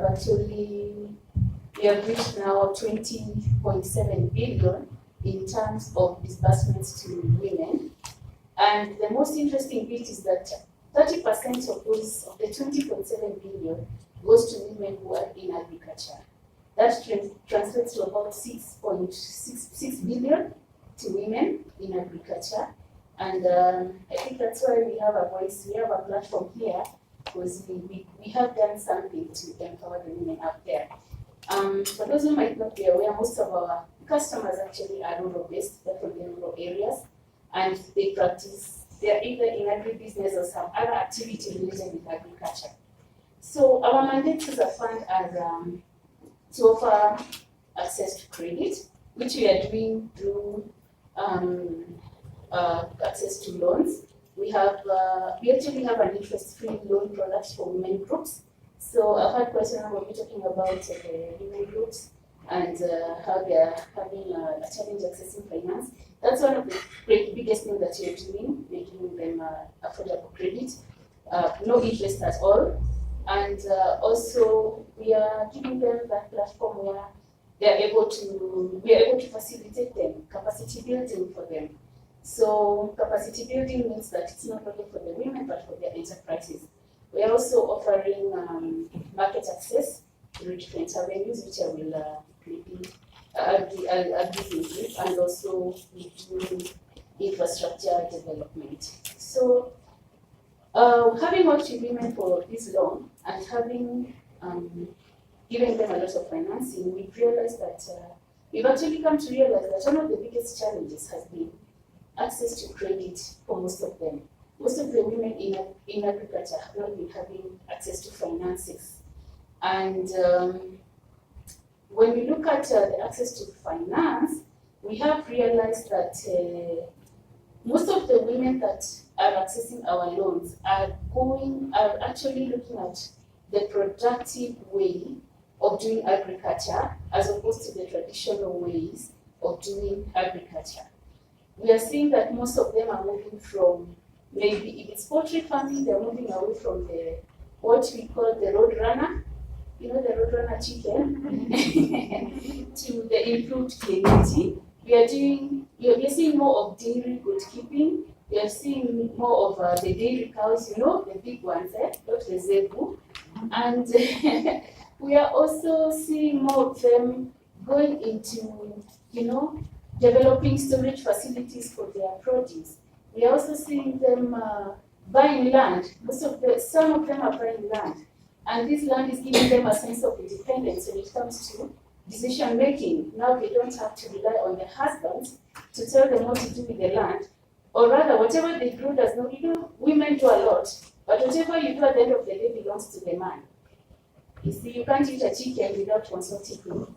Yet you're the one who's putting all your resources to ensure that it's growing. So we have come to realize that we are addressing some of these challenges. And that is why we have actually, we have introduced a new product called Kilimo Loan. This is going to further address some of these challenges that women now in agribusiness can come to us directly for financing when it comes to farming opportunities. We are also introducing asset financing, which will also go a long way to helping these women realize their goals. When it comes to capacity building, of course, when you're working with them, they are doing this and that, they are producing this and that, but what do they do with it? There's the aspect of value addition. What are we doing about that? We have actually partnered with the Ministry of Agriculture, and we do call them to train our women on how they can add value to the items that they're producing. If it's poultry farming, how can they improve that? If it's dairy farming, how can they improve that? Whatever they're doing, we are bringing in the Ministry of Agriculture to help them. And this actually means now the women are also networking, because this means bringing in women who are, similar activities and who feel that they have a need that they need addressed by these officers. We also take them for exchange programs which open opportunities for them. These are exchange programs actually done at the ATCs, agricultural training colleges, where they go and learn how they can add value to whatever they're doing. We are also realizing the need for partnership with the county governments, because you realize the county governments know best what is affecting their women at the grassroots. And them being at the county, we being at the national government, we can put our energies together and do what will benefit these women the most. Also, we are looking at market access. One of the things that we have recently introduced is VALUE4HER. VALUE4HER is our own online platform. We manage it, and what we are, to actually make it active, we are training the women on how to do online marketing. We teach them how to take photos of the products, they send them to us, and then we put them on online. We put them on the platform. But we also encouraging them, instead of just sharing stuff on WhatsApp, can you also use these WhatsApp platforms to market your products? That is where we encourage them. We encourage them to do online marketing. So I think I'll end there, although I had so much. And yeah, thank you. Thank you, Gloria.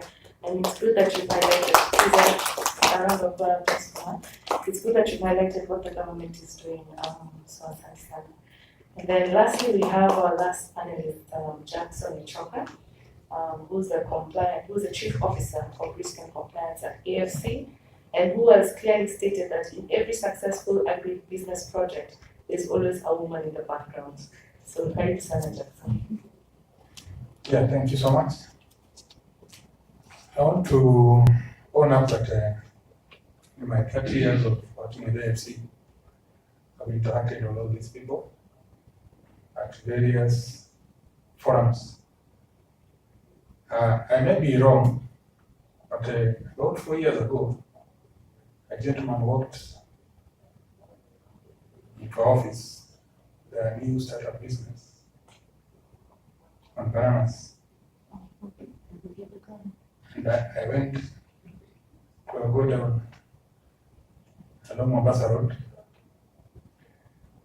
Unfortunately, we had to deny you that one. I don't know whether you're the one. And that thing has pained me.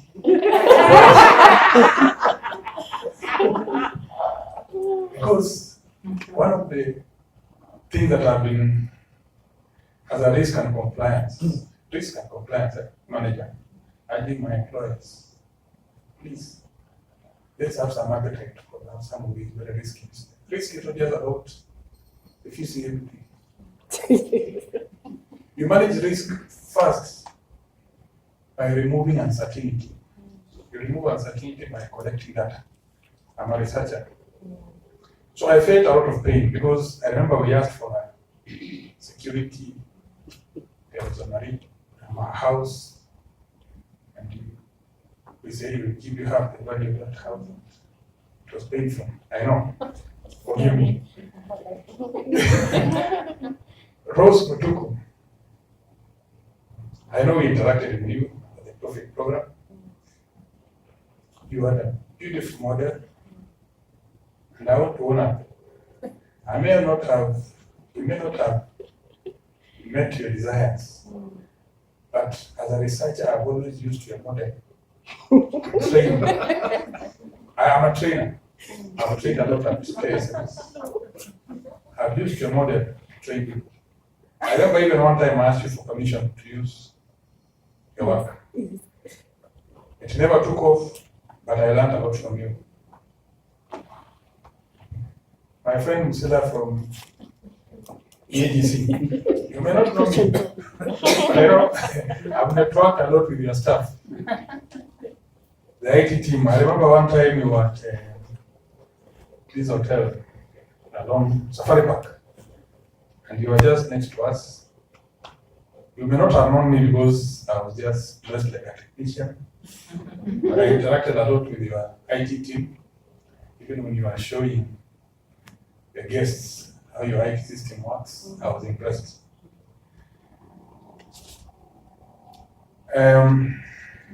Women Fund, we worked a lot with you on a profit program, funded by IFAD in partnership with Agra and Treasury. We worked together through capacity building, a lot of presentations. I know a lot about you. I have a lot of your presentations on my laptop. And it has always been, because if I come back now to the issue, is that we've always been fighting this war in AFC of growing the woman portfolio. At one point we were at 3%, 5%, we've been struggling to go beyond 10%. And I always admired when you guys were presenting your projects, and I have a lot of data. I sometimes follow up some of those projects, and you've done a good work. So, linking that, what I want to say today, AFC has been struggling a lot to increase the woman portfolio. And we started this work with Agra in 2015 in a project where the Ministry of Agriculture had sent us to Tana River. KCB, EPT had been there to try and change these households from the stimulus program to agribusiness. One of the banks went there with a model that didn't work, so AFC was called. The NIB, National Irrigation Board, their work is to just supply water and open a plant. But they gave us money, 100 million, and told us, please use the AFC model to help these people because they are used to this stimulus program. And initially, when these farmers were being given a bag of seeds, they were so desperate. The stories were that they could wash half for food and grow half. Okay? So we went there when the situation was very desperate, and we tried the first year and we failed miserably. And we came to Agra and told Agra, we can't move. We have been given a task by the ministry. But then Agra helped us develop a concept on digitizing services for those farmers. And we called that project, that system, Farmer Information Technology Network Enterprise System. And it did well, very well. It had even a capacity building element, financial literacy. We trained farmers, We had a target of 5,000, and we surpassed that target. We onboarded 2,400 farmers. So initially, when we used to go there for capacity building, and NIB officers would tell us these farmers won't come from the farms. We have to send a lorry to pick them. So they could bring them at NIB center and we train them. But if you go there now, those farmers that used to be fetched with lorries, you find even ladies coming with pro boxes. Saying, we don't want to be picked by those lorries. We will come. They have been empowered. And now we are moving to the next level. The model, the system we piloted in Bura as the laboratory has now been enhanced, and we are using it in the entire AFC process. That's why now, as a risk and compliance, my work is now to study the changes and then look at what other partners are doing and integrate these things. And this value for her brings in a very good opportunity for us to work together. Now, let me just summarize the story of AFC and about risk and compliance through a single story that usually touches me. I became head of risk and compliance after being a credit officer for many years, basically. And part of my work was to profile applications. So this gentleman, now different from your family model, he walks in and he tells me, Echoka, I want a loan. I will grow maize, I will grow a bit of wheat, and I want some cows. And to me, that was a good project because there's diversification. Yeah. So I give the man the loan, 1 million. And part of my work is to go back and see, is it being implemented? So each time I go to the farm, I always meet the lady. I only meet the lady. The guy once, he went to, when he delivered the seed, he left. And I just used to see him in the Eldoret town. So each time I go to the farm, it's a lady. Then, and you see what went to the farm was not the entire road. Yes. So he left money for the farm to run with the woman and came to have a good time in Eldoret town. Yeah. So come end of the year and we need our money. I go to the farm, I keep on looking for the money, I don't get it. So we had problems with payments. But eventually, the lady came and paid on behalf of the man. No. That's the story of AFC and working with a woman. So now, because I like statistics, so our desire in AFC is to surpass this. We have stagnated at 10%. When Agra joined us and they were developing that model in Pura, they told us we have to achieve 30% gender. So we've been struggling to get 30%. And the ultimate desire for AFC is to grow the woman portfolio to 50%. And we've been looking for partners. Under Profit program, we came up with 3 products. MRAW, Microfinance Access Window. CRAW, Cooperative Access Window. And WOW, Women Affirmative Access Window. When we presented these 3 products to the Profit program under the risk sharing facility, we were told, okay, we are okay with the MRAW and CRAW, but no, we are not okay with this. Wow. It still has. So we started now looking for more partners, and we did a baseline survey, and we realized that it is the It is the woman that will drive us to where we want to be, but we have to find other ways of doing this. And we realize that even agri-business receives very little credit. Yes. We've never gone beyond 15%. So one of the initiatives we've had is we partnered with UN Women. We took the Agra capacity building model and now started running it across county, training farmers. We train farmers in CI. But now we are not training only women. We are just getting households and train men and women together on agribusiness. We've done training for about 1,800.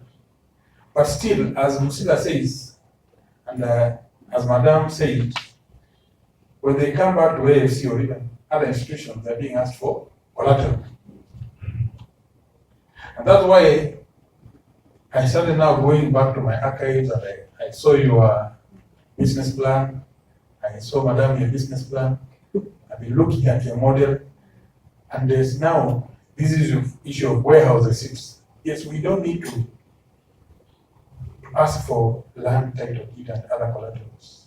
We can collateralize the commodity that we are generating. And that's why this forum is very exciting for me, because it's about networking, platforms. All we need to do is now to integrate these platforms. I should know what people are doing and how now. Under the WOW model, you know, WOW was rejected because when we went to profits, we said we just want to focus on the employed woman. But she's employed, she's okay. Why not focusing on these other marginalized women? But now, with this networking, we can profile the woman on the farm with this data. Yes. How much she's delivering to Trigger, how much they're delivering to the East African Grain Council, and have a record of how these people are doing business. And that is collateral. Thank you. Thank you, Mr. Choka. Thank you. Thank you very much. Now, due to the respect of time, I would like to thank my able panelists and for sharing their insights today and letting us know what it is that they're doing. 1 year down the road, we hope that we will regroup again and get to know how is it that you're plugging into the VALUE4HER. How are you adding value to that network? So we look forward. Thank you, Agra, for this opportunity, and we'll kindly hand over to Agra.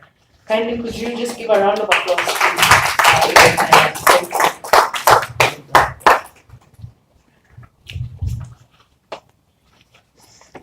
So thank you very much, Noreen, and the panelists. It was a wonderful discussion. I picked up quite a number of things. Now, because of time, we were meant to close at 11, but we want to seek your indulgence to close by 11:30, so that we could just allow the last panel to just speak to us and just talk about, you know, the women networks that we have in the country and what they're doing about advocacy issues around women in agribusiness. And we're very honored to have Lucy Muchoki, who's going to be our moderator for the next probably 20 minutes or 30 minutes or so. Please.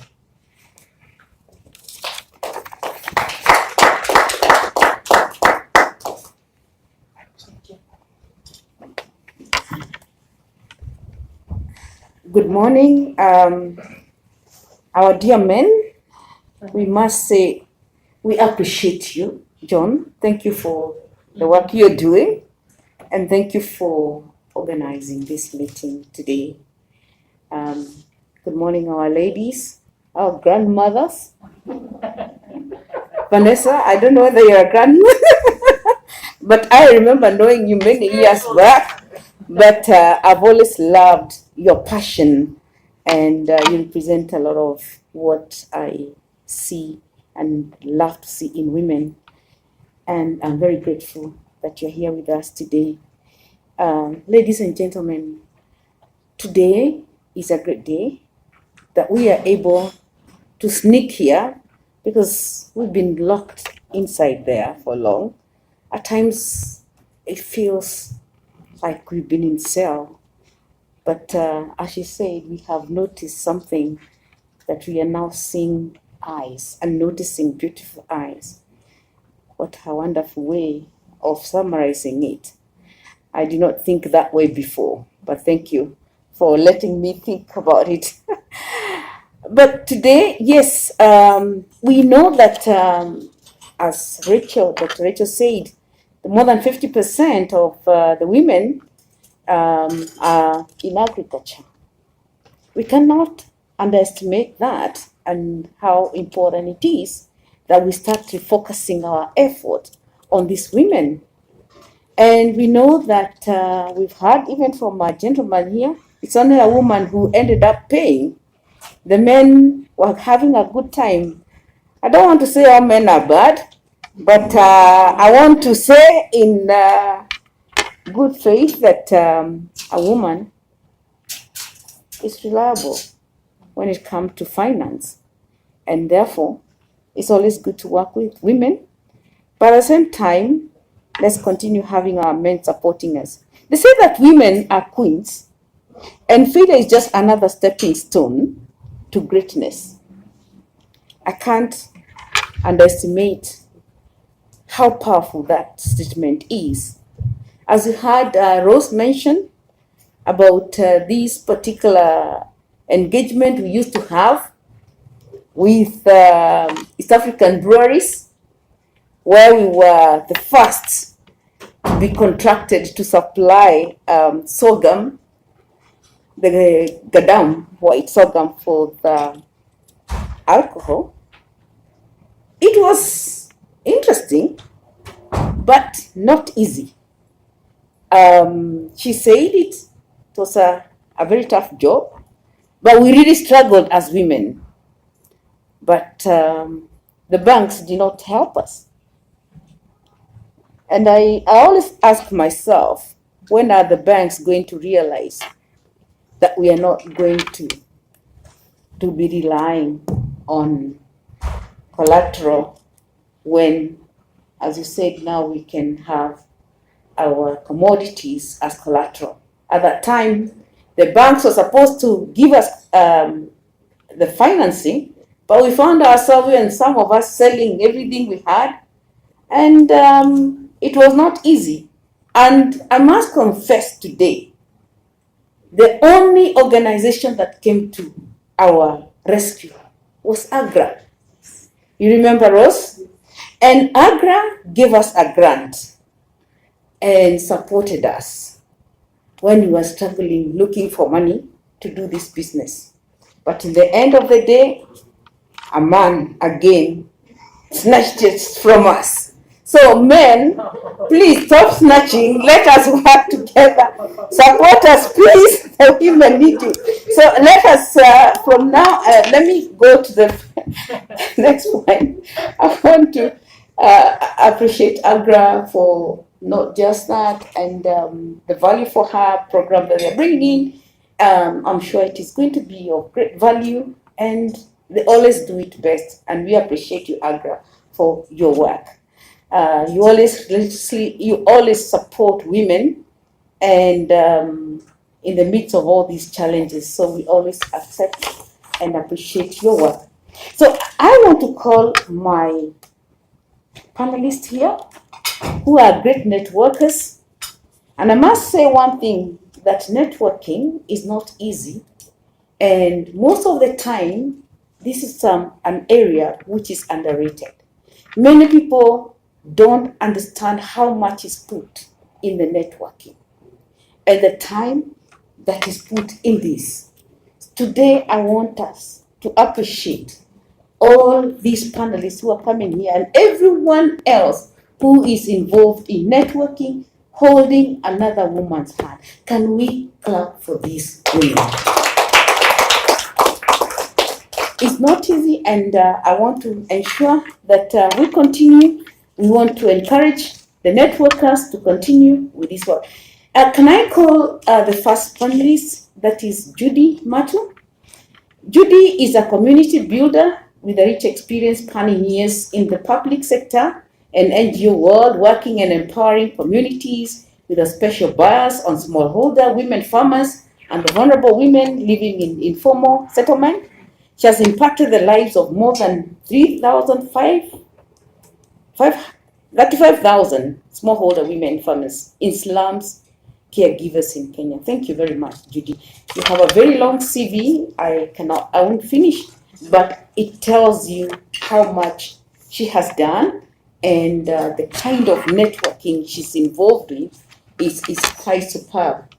I would love this to be shared by AGRA to the rest of the participants so that you can know the kind of women we are with here today.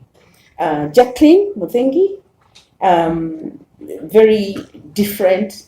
This is about insurance. Jacqueline is a holder of MSS in actuarial management from Cass Business City, University of London, and is among the few female actuaries in Kenya to qualify as a fellow of the Institute Faculty of Actuaries. We congratulate you and appreciate you.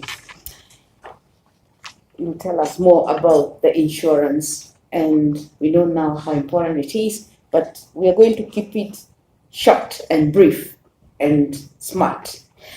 Patrick Maingi. Patrick, I've known you for many years from the time you're in the UNDP. Many people don't know how focused you are, and I'm glad you're one of the men today here working with the women. You've always loved working with women, and you give all the best. Today, you're here representing KEPSA, which is, everyone knows, is the apex body of the private sector in Kenya with a membership of over 500,000 corporate businesses. And previously, Patrick has not just worked with the UNDP, he's also worked with USAID, he has also worked with NEMA, World Vision International. And he holds a PhD in agricultural and applied economics at the University of Nairobi. Dr. Patrick, karibu. Dr. Wanjiro, she's one lady who has always fascinated me. Wanjiro, she's the director of Award, African Women in Agricultural Research and Development. She's a 2018 Tutu Fellow. She's been honored as a champion of change by the Obama White House. Named one of the 100 most influential Africans by New African magazine, recognized as a Ford Foundation Champion of Democracy, awarded a United Nations Intercultural Innovation Award, and named one of the Kenya top 40 women under age 40. Dr. Kamal holds a PhD degree in political science from the University of Minnesota. She serves on the selection committee of the Africa Food Prize and is a member of the Malabo Montpellier panel, high-level panel of independent experts supporting African governments and civil society. Prior to award, Dr. Kamau founded and was executive director of Akili Dada. So that is why when I heard you saying about networking subject today, Akili Dada is one institution that really mesmerizes me, and you really did a good job. We really acknowledge you, and we are very happy about that. I'll not, for to finish, again, your CV is very long. As I said, yes, we'll have to share these great women here. Nancy, come on here, Nancy. This is another great woman. I have met Nancy in every corner of this continent. Nancy is a leader with over 15 years experience. She's an expert in gender and trade for COMESA and East African region. Specific areas of concentration being women economic empowerment by increasing their participation in East African intra-regional trade and AFCFTA through SME development, export readiness and value chain development, institutional management, and a champion of strategic leadership, financial and risk management, team and performance management, and so on. She has done so much, and I've met her in so many places. Nancy, we appreciate your work. As I said, the people who do this kind of work, you rarely get to know what they do, but they have held many people's hand, and I want you to continue holding as many hands as you can. we've just been given only 20, 30 minutes and we are 5. Kindly let us just talk about what you are doing. 5 minutes, each of you. And I'll start from Nancy. Nancy, can you tell us what you're doing? Thank you very much. Thank you very much. Lucy, thank you. I'm humbled, my sister. We've worked together. This journey of agriculture together. Agra, I want to appreciate you through Vanessa. Thank you very, very much. Agra, you stand out from the many stakeholders and you will see why. Lucy is asking, when we talk about expanding the marketplace for the woman, I think I'll look into it like this. When we look into the market space in Kenya, I think we need to begin from the county government. What is it they're doing? And I'm glad because the Women Fund already alluded to what the government is doing. Then we move up to the national level. What is happening? We go to the regional, that is East Africa community. And then we move on because the FTA is right here. Before even we can think global. If we look at that market space holistically for the woman, then I think we know where to place. Number 2, strong networks. We are talking about the woman. Strong networks. Which networks? What are the women networks? I have worked with women for the last 15 years. Women association, trust me, the woman feels safe, the woman feels confident, the woman feels at home when she is in that women association she belongs to. When she stands alone, you are breaking up. Her confidence is long gone. So the women voices must come together. And what has this taught us? I have done a lot of research. We've done a lot of baseline survey. Thank God when I worked for the East Africa Women in Business platform, I worked very closely. I was being funded by Trademark, East Africa, the GIZ. We did a lot of research. The women institutions in East Africa community, I will speak with authority about East Africa community because that is where I served. They are very weak. In terms of what? In terms of institutional management, they may not have that. And trust me, no government, no development partner, no donor will fund an institution that has no systems. Policy management documents. Board members who do not understand when they should step down, when they should retire, how they should manage the institution. That there's something called a secretariat, there's something called a board, and so on and so forth. We need to begin there, please.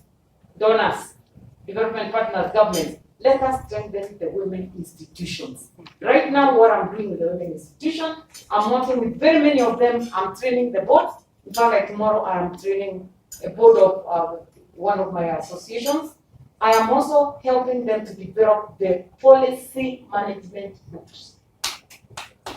Because that is what they are lacking. So we need to begin and ask ourselves, if we are going to develop the woman, where are we at? Then let us cut across and ask ourselves, who are the relevant stakeholders and what is happening?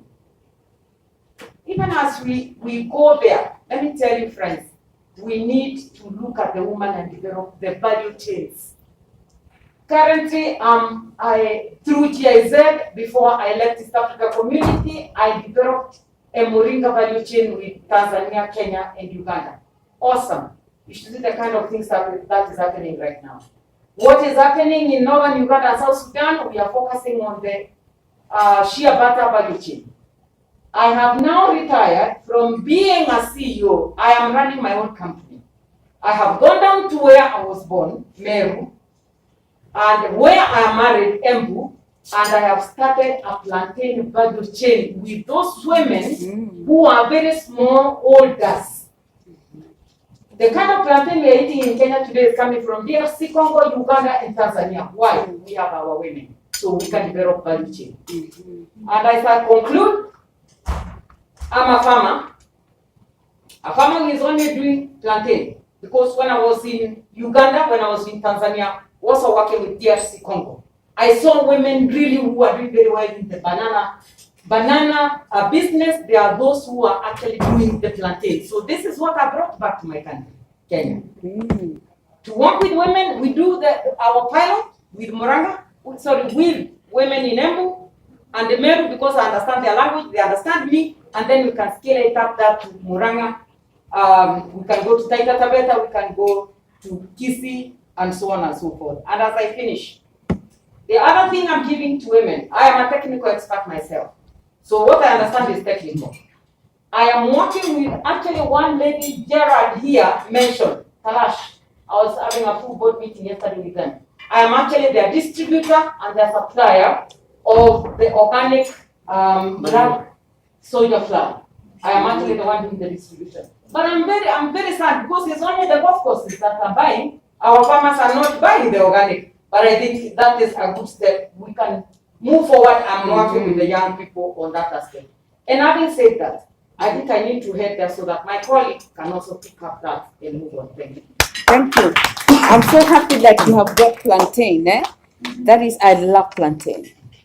Patrick, can you tell us what you are doing under KEPSA?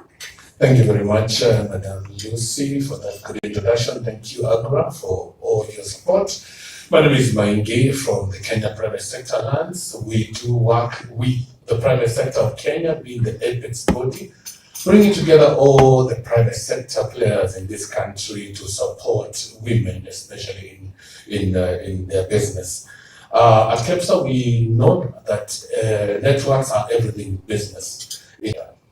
And we ensure that also the boards around associations Kenya, they must meet the constitutional threshold. We go beyond the 30%, sometimes are advocated for 50%. With the government, we do a lot of advocacy work. We've had presidential roundtables, ministerial roundtables. We've gone to the legislature, the houses of parliament. We've gone to the judiciary to ensure that we have what we call the board diversity is anchored in law. So we don't want just to empower as a goodwill, as this idea to let's be in law, because that way, what if someone comes back and they're not as goodwill as we are? We organize a lot of B2B, and associations. I've seen most of the associations here are members of KEPSA. Those who work together for that, and we appreciate that to ensure that we have all the business-to-business networks, from the grassroots all the way to the highest, to those multinationals. We work with Trigger Foods, they are members, East African Council, even Rose and your partners, please come to KEPSA so that when we go to government, we go as one voice and they'll listen to us. We are making sure, and she mentioned the ASNET, Agriculture Sector Network, formed last year to champion agribusiness in Kenya. And I like the way, with the leadership of Lucy and Mimal and other leaders of KEPSA, we are reaching out to the women to connect the women businesses in this country. We're also trying to bring up together a federation called East African Agricultural Confederation to look beyond Kenya and look at East Africa, because we are value chains. As an agriculturist, I know this region, even this Kenya, there are a lot of food and agri things, but we have areas of plenty. We can move our food very quickly, and we do that. We want to do that. I will mention one program we call e-commerce booster program. With the dawn of COVID last year, the businesses were affected and shut down. We are trying to help businesses, mainly women, to go to the e-commerce platform. We have worked with our partners to create a platform where they can sell and buy in the online. Everybody in this country has a phone. And I think 70% are smartphones. We can sell in there. We have a few challenges, like we started like this, and KRA brought digital tax.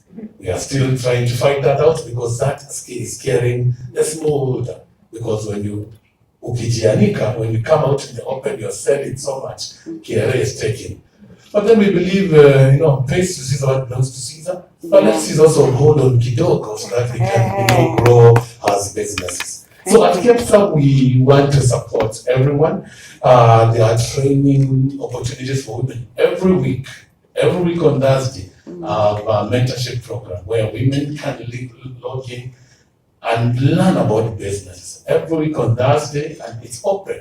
Bring it up. Let's come. I'll find somebody. Maybe next time is the we work together so that we can empower the woman. I would talk forever. Thank you very much. Yes, I know. Thank you very much. I know that, I know that KEPSA, you do quite a lot, and we appreciate the work that you do. We have all benefited. Yes, Rose and the rest, we urge you to join ASNET, Agriculture Sector Network. This is one-stop shop for agricultural companies, organizations, and this is a call from the head of state. How do you bring everybody in agriculture to work together so that we can be able to resolve our issues together jointly? And AGRA is also supporting this, and as usual, our great gentleman here with us. Judy, can you tell us what you're doing in your organization, AWAC? I've just been asked to give your number to Bitco just a few minutes ago. Imagine that. We are networking here. Networking. Yeah. Okay, thank you very much. First and foremost, Agra, thank you very much for inviting me to represent the Association of Women in Agriculture Kenya, AWAC, in this very important forum where we are talking about VALUE4HER. And in the Association of Women in Agriculture Kenya, we build the capacity of women, the small-scale women in agriculture, and recently we have also included the marginalized, that those are the vulnerable mothers living in urban slums. So we train and on good agricultural practices and climate resilience. And under that, we have several activities that we do, different training models, including peer-to-peer learning, where we bring in farmers to learn from fellow champion farmers, workshops, and, seminars, demo farms, and all those kind of opportunities for the farmers to learn. Where we're also talking about soil health, we use local solutions to solve our local problems. And we also strengthen value addition because that is the lucrative node on the value chain. So that is an area that is strengthened for the women. Then we have financial inclusion, which has been spoken about here, and then market linkages. And then we are very big and loud on advocacy because, as you have heard, there are so many barriers, there are so many issues that the women farmers face.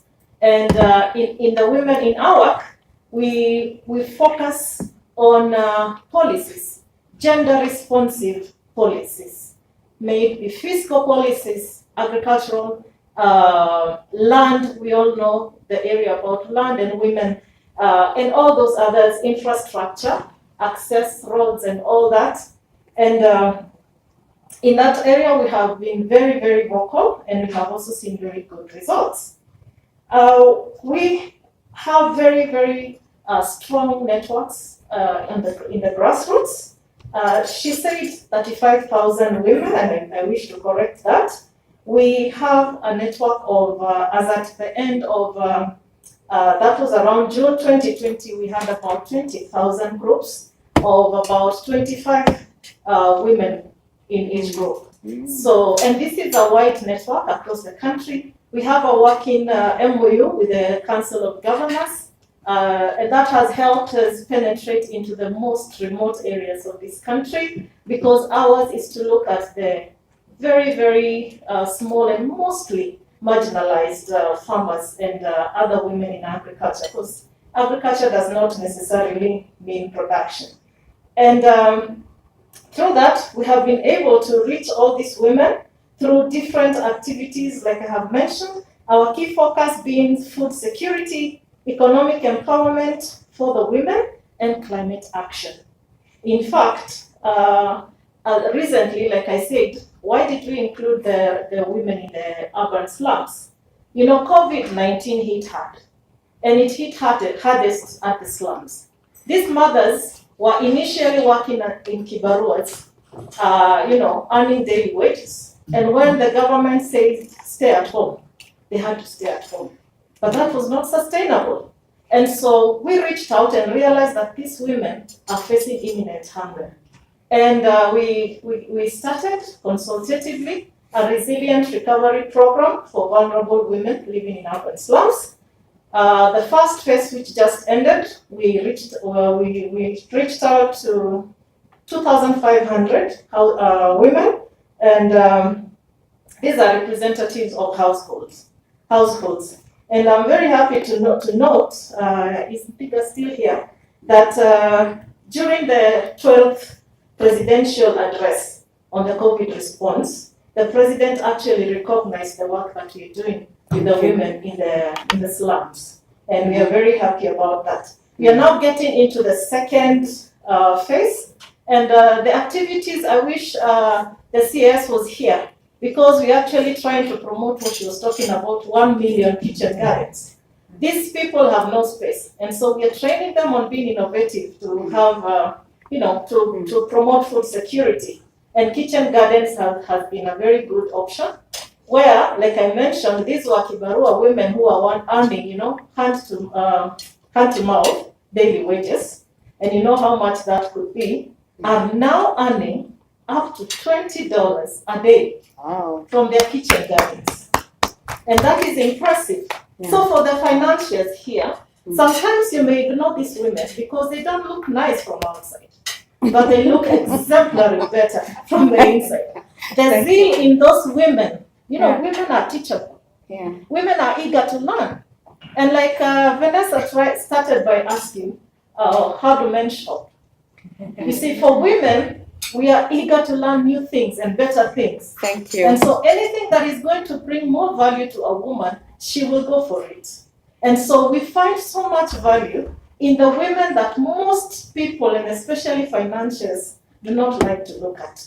And these are the vulnerable women, these are the small-scale women in agriculture on the at the grassroots. Now look at that. Thank you, Judy. I know this one cannot, you have a lot to say. Let me finish, I will be very quick, so that I'll just let everybody know what we are doing, and I'll be very brief. Then on the finance bit, I wanted to say this because it is actually a benefit from the Agra deal room. We have actually found a partner who we are working together now. And we are coming up with a financial solution that is going to make the bankers continue losing clients if they don't up their game.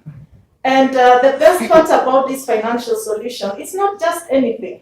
It's not just what we have on the ground. This is going to be a game changer because it's also about green finance. So thank God for the first financial provider who will come to us, because then you will not only be providing financial inclusion, but you'll also be known as in the global map as a bank that is focused on green finance. So we are working on so many other things, but in a nutshell, we are really pulling up the women from where nobody wants to look at them to a place where everybody wants to run to them. Through our networks. So I don't know if any of you have ever met our co-founder, Ruth. She's one of the strongest, ambitious women I've ever met. We always have a running joke in the company that if you need access to anyone in this world, just ask Rose. She knows someone or someone or someone or someone who knows someone. You'll definitely end up with that contact. So through her phone book and other people's phone book, we're being able to bring on board different partners so that we can further support women in agriculture. For example, we've been able to come to bring on board loan providers who provide loan to women farmers, and they can now invest in farming or agricultural space through use of now fertilizers, inputs, and the rest. And as you mentioned, I believe the loan providers are very hesitant in ensuring, especially women, because we don't have collateral and the rest, we don't own land. And to solve that, we we came with insurers and reinsurers to de-risk these loan providers and to de-risk the farmers so that they no longer have to worry about the risk, they just focus on growing the agricultural space. Apart from that, we have brought on board government and donors who support, for example, giving capital for, let's say, subsidies for insurance premium, who also support various activities, for example, research. Mr. Jackson mentioned that one of the ways to grow the market is to remove uncertainty, and one of that way is to use research, come up with, collect data so that you can end up with data-driven solutions, especially for women.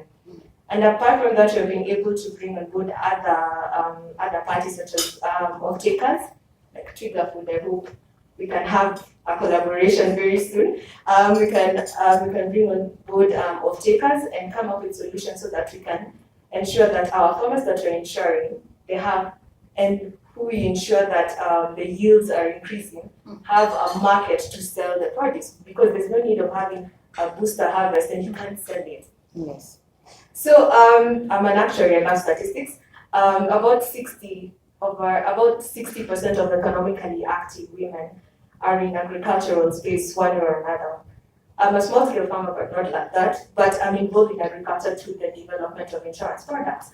And as a company, we ensure that we can't be saying we're coming up with solution for farmers, especially women, and we don't have women leading that. So we're very deliberate when it comes to hiring. We ensure that we hire very strong women who are market leaders in different aspects, for example, actuarial and the rest. And apart from that, we have a strong mentorship program. For example, when I joined Pool, I was quite timid. I was very timid. I could not have addressed people and the rest. But through the mentorship of Rose and the rest, we've been able to see the growth in the company. And also, if you look at our management, you'll see we have very strong women. So that is our way we are contributing to expand the agricultural space through insurance and also through internally growing women. Thank you. Thank you very much. Thank you. Of course, de-risking is very important. That's one of the key areas that we all need to address, and I'm glad that we're doing this. Lastly, Dr. Can you tell us, I know you were saying about being a comfortable network, but I know you can discuss that very well. Thank you so much. I'm so glad to be here. I just want to recognize Agra colleagues at Agra. It's such an honor to be invited, particularly Cabuya. I hope she's still online, and I'm sure she's still online, and the amazing amount of work that she's doing with VALUE4HER. I'm just so impressed. It's such wonderful work. We applaud her. I'm going to be very quick. I know we're out of time. I just want to remind us, and I'm going to speak now about a different part of the agricultural value chain. Can you hear me? Yes. Yes. Good. A lot of times we tend to forget that agricultural value chains actually start at research. If it's a whole value chain, it starts at research. We spend a lot of time, and it is important to talk about production and the market. But today I want to spend time talking about women's networking in the research space, which is really the very up-end. Decisions that are made at the research stage have huge implications all across the value chain. If our scientists don't focus on agenda-aware type of research, gender-responsive research, they will come up with plant varieties and other innovations that will be irrelevant, or even worse, make lives worse for women. And so that's the space where award works in. We run the award fellowship, that's our flagship work, that is fixing the leaking pipeline of women's leadership in agricultural research, making sure that. Can I drop this for a minute? Yes, okay, go Sorry, ahead. it keeps heavy. It's a new niceness one, Mama. So award works to make sure that we're fixing the leaking pipeline of women's leadership in agricultural research. And the reason that's important is we need to make sure that at the tables where priorities are set and resources are allocated, we've got a diversity of men and women at that table, allocating those resources and making sure that priorities meet the needs of everyone across agricultural value chains. One of the things that when coming to the theme, and I don't want to talk about all of what award does, it's a fair bit, but thinking about the theme for this panel around networks, there's something that what I wanted to share with you is the ways that we've been supporting alumni of the award fellowship, and these end up being the leading women researchers from across the continent. We've been supporting them and catalyzing their formation of networks, in-country networks, in addition to the alumni network that then has fellows from across the continent. So we've got award alumni networks in 9 countries, from Mozambique all the way to Ghana, Nigeria. And what these networks do is a couple of things. First of all, they then are taking up, while award continues to work at the continental level, the award country networks take on the mandate of driving gender responsiveness in research at the country level.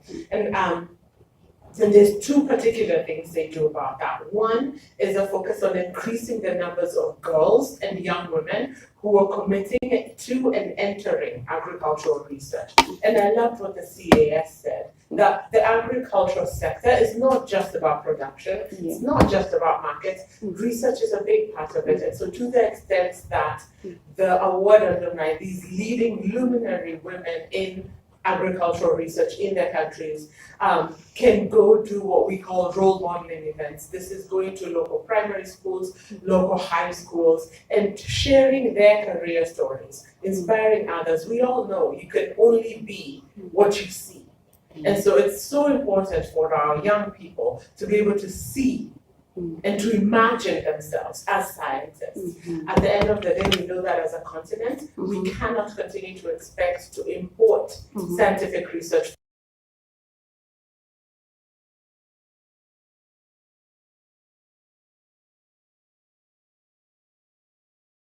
Continent need to continue that commitment to building capacity, local capacity for research and innovation.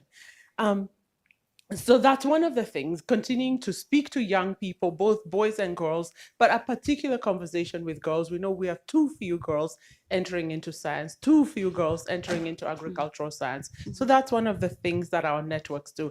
And the alumni do, and that's creating intergenerational networks, which we think are really important. The second piece of work that the alumni networks do is they really work with governments, both local and regional governments, to increase gender considerations across agricultural research, whether this is sitting with their research institutions to make sure that the research institutions are supported in producing and implementing gender policies, or most importantly, bringing that gender conversation into the agricultural research priorities. And again, just a quick example, if you have a bean breeding program, and those scientists, both male and female, sitting around the table designing that breeding program, do not pay attention to the needs of women in society, you end up with a mess. So for example, how much water is it going to take to cook this bean? That is a scientific research priority that has massively gendered implications further down the value chain. Things around how long will it take for this bean to cook? That's a decision, a research decision that has massive gendered implications around women fetching firewood, women fetching water. If we sit at research tables and only prioritize yield, because we know when you're, for example, in crop breeding, you've got to establish priorities. Are you prioritizing yield? Are you prioritizing other things? How do we support scientists to understand the gendered needs of value chain users on down the road? So I'm hoping my remarks today help us connect the dots and help us remember why, even as we're talking about issues of gender and women's empowerment, these conversations for us start at the research stage, even as they cascade on down So thank you so much for the opportunity. It's such an honor to be here. Wow, thank you. That was a very great panel, and I'm very happy that we have touched in almost everything. And research, I really believe in research. That's why we're having this issue, as I said. And of course, we have summed up very well by saying market research. We have to work together. Thank you very much, my panelists. I thank you for your contributions today. And I believe that you'll continue with the network, holding one another and the others and everyone else, and we can build our transformation, agricultural transformation together. Asanteni sana. Thank you, and God bless you.